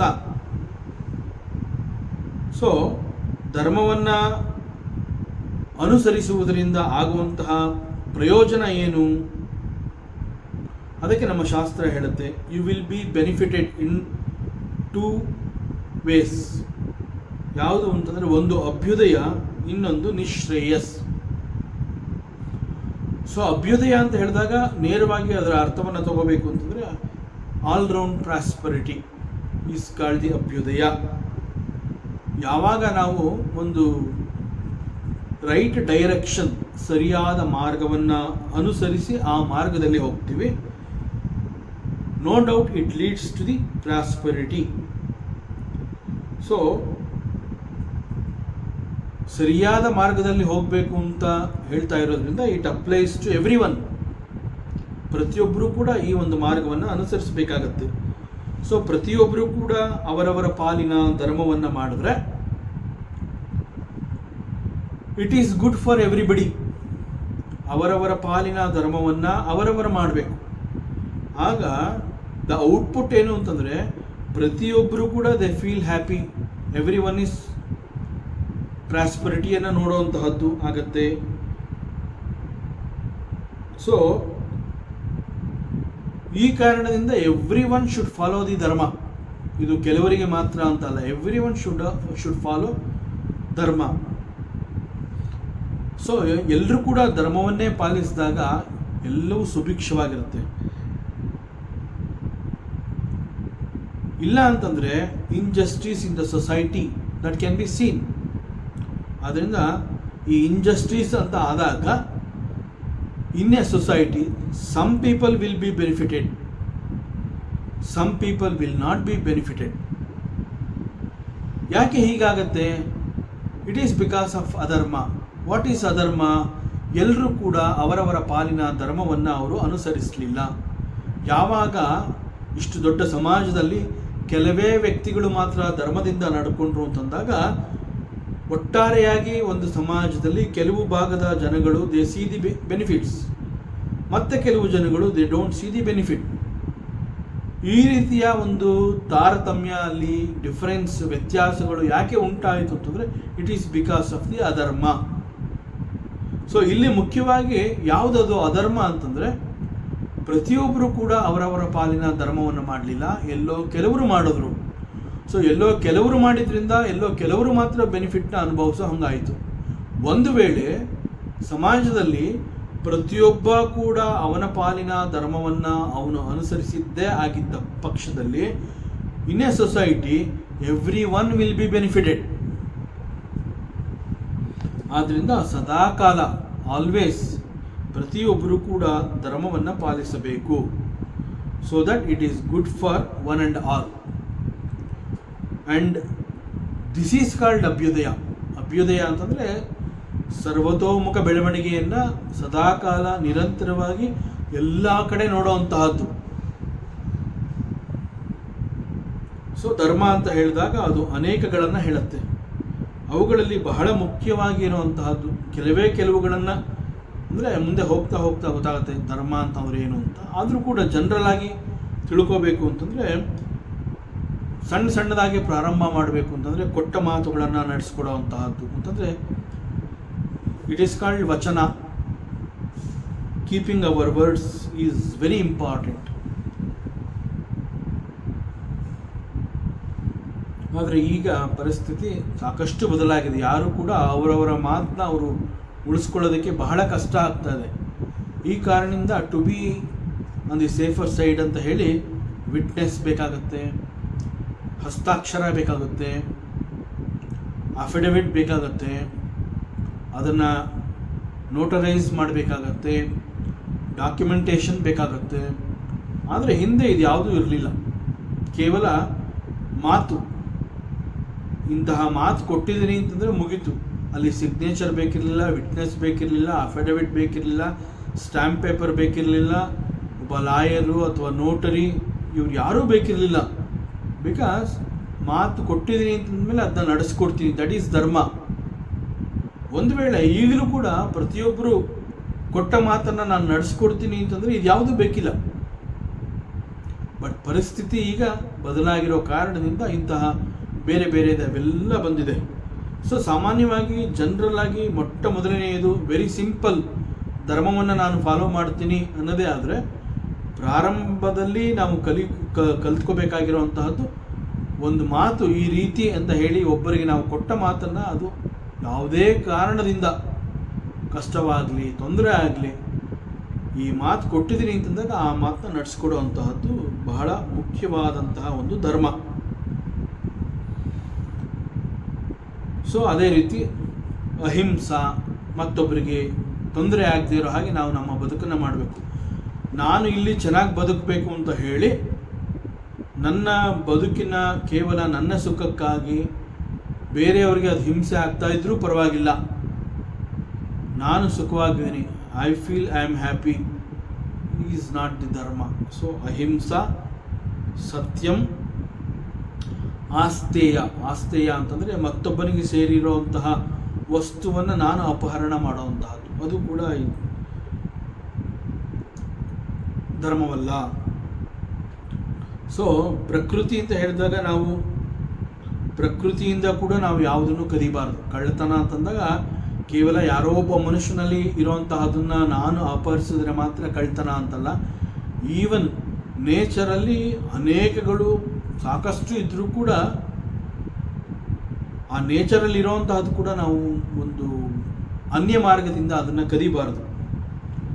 ಸೊ ಪ್ರಕೃತಿಯೇ ನಮಗೆಲ್ಲವನ್ನ ಕೊಡ್ತಾ ಇದೆ, ನಾ ಕೇಳದೆ ಹೋದರೂ ಅದು ಕೊಡ್ತಾ ಇದೆ. ಈಗ ಒಂದು ಹಣ್ಣಿನ ಮರವನ್ನು ನೋಡಿದಾಗ ಮರ ಅಷ್ಟೊಂದು ಹಣ್ಣುಗಳನ್ನು ಬೆಳೆಸಿರುತ್ತೆ, ಆದರೆ ಎಂದೂ ಕೂಡ ಆ ಮರ ಈ ಹಣ್ಣನ್ನು ನಾನು ತಿಂತೀನಿ ಅಂತ ಹೇಳೋದಿಲ್ಲ. ನಮ್ಮೆಲ್ಲರನ್ನ ಕರೆದು ಹಣ್ಣು ತಗೋ, ತಿನ್ನು, ಎಷ್ಟು ಬೇಕೋ ಕಿತ್ಕೋ ಅಂತ ಹೇಳುತ್ತೆ. ಒಂದು ನದಿ ಎಷ್ಟೊಂದು ನೀರನ್ನ ಇಟ್ಕೊಂಡಿರುತ್ತೆ ತನ್ನ ಒಡಲಿನಲ್ಲಿ. ಆ ನದಿ ಆ ನೀರನ್ನ ತಾನೇ ಕುಡಿಯೋದಿಲ್ಲ, ಎಲ್ಲ ಜನಗಳಿಗೆ ಬಾ ನೀರು ಕುಡಿ, ದಣಿವಾರಿಸ್ಕೋ, ಬಾ ಗಿಡ ಮರ ಬೆಳೆಸು, ವ್ಯವಸಾಯಕ್ಕೆ ಉಪಯೋಗಿಸು. ಹೀಗೆ ಪ್ರಕೃತಿ ತನ್ನಲ್ಲಿರುವಂತಹನ್ನ ಕರೆದು ಹಂಚುತ್ತೆ, ಕೊಡತ್ತೆ. ಸೊ ಪ್ರಕೃತಿನೇ ಹೀಗೆ ಹಂಚ್ತಾ ಇರಬೇಕಾದ್ರೆ ಪ್ರಕೃತಿಯಿಂದ ನಾವು ಕದಿಯುವಂತಹ ಕೆಲಸವನ್ನು ನಾವು ಮಾಡಬಾರ್ದು. ಸೊ ಧರ್ಮ ಅಂತ ಹೇಳಿದಾಗ ಈ ರೀತಿ ಬರೀ ಪ್ರಕೃತಿಯಿಂದ ಕದಿಬಾರ್ದು ಅಂತಲ್ಲ, we have to take care of the nature also. ಮರ ಗಿಡಗಳನ್ನು ಬೆಳೆಸುವಂತಹದ್ದು, ನದಿ ನೀರು ಹರಿಯುವ ಮಾರ್ಗದಲ್ಲಿ ಅಲ್ಲಿ ಅದನ್ನು ಶುಚಿಯಾಗಿ ಇಟ್ಕೊಳ್ಳುವಂತಹದ್ದು, ಹೀಗೆ ಸಣ್ಣದಾಗಿ ನಾವು ಮಾಡಬೇಕಾಗಿರುವಂತಹ ರೆಸ್ಪಾನ್ಸಿಬಿಲಿಟೀಸ್ಗಳನ್ನ ನಾವು ಮಾಡುವಂತಹದ್ದು ಈಸ್ ಆಲ್ಸೋ ಧರ್ಮ. ಸೊ ಹೀಗೆ ಧರ್ಮವನ್ನು ತಿಳಿಸ್ಕೊಡೋವನು, ಹಿ ನೋಸ್ ಎವ್ರಿಥಿಂಗ್ ಅಂತಹವನನ್ನು ಸರ್ವಜ್ಞ ಅಂತ ನಾವು ಹೇಳ್ತೀವಿ.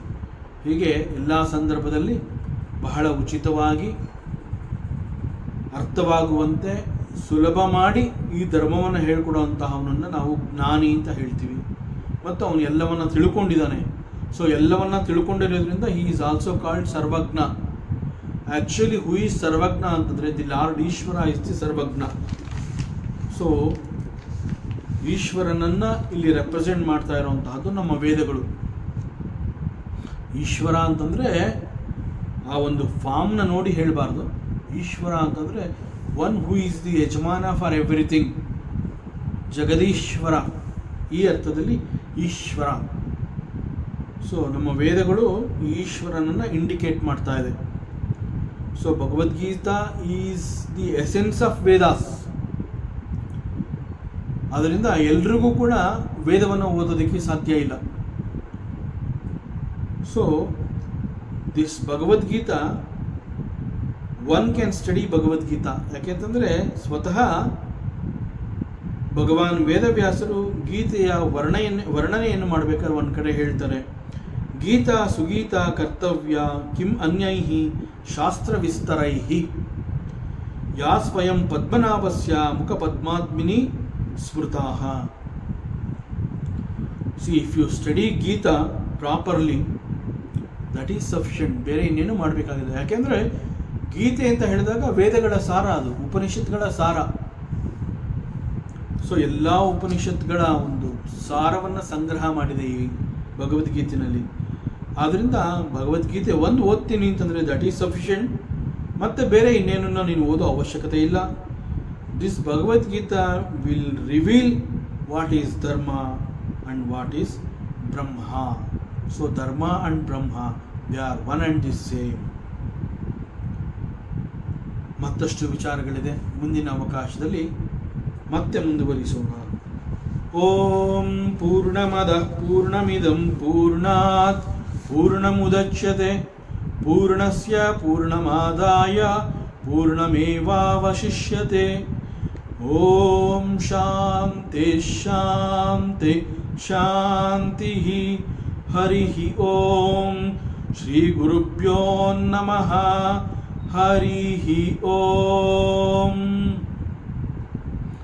ಈ ದಿನದ ಪ್ರವಚನ ಸೇವೆಯನ್ನು ಪರಮಾತ್ಮ ಶ್ರೀಕೃಷ್ಣನ ಪಾದಚರಣಗಳಲ್ಲಿ ಅತ್ಯಂತ ಭಕ್ತಿಯಿಂದ ಶ್ರದ್ಧೆಯಿಂದ ಅರ್ಪಿಸೋಣ. ಶ್ರೀಕೃಷ್ಣಾರ್ಪಣಮಸ್ತು.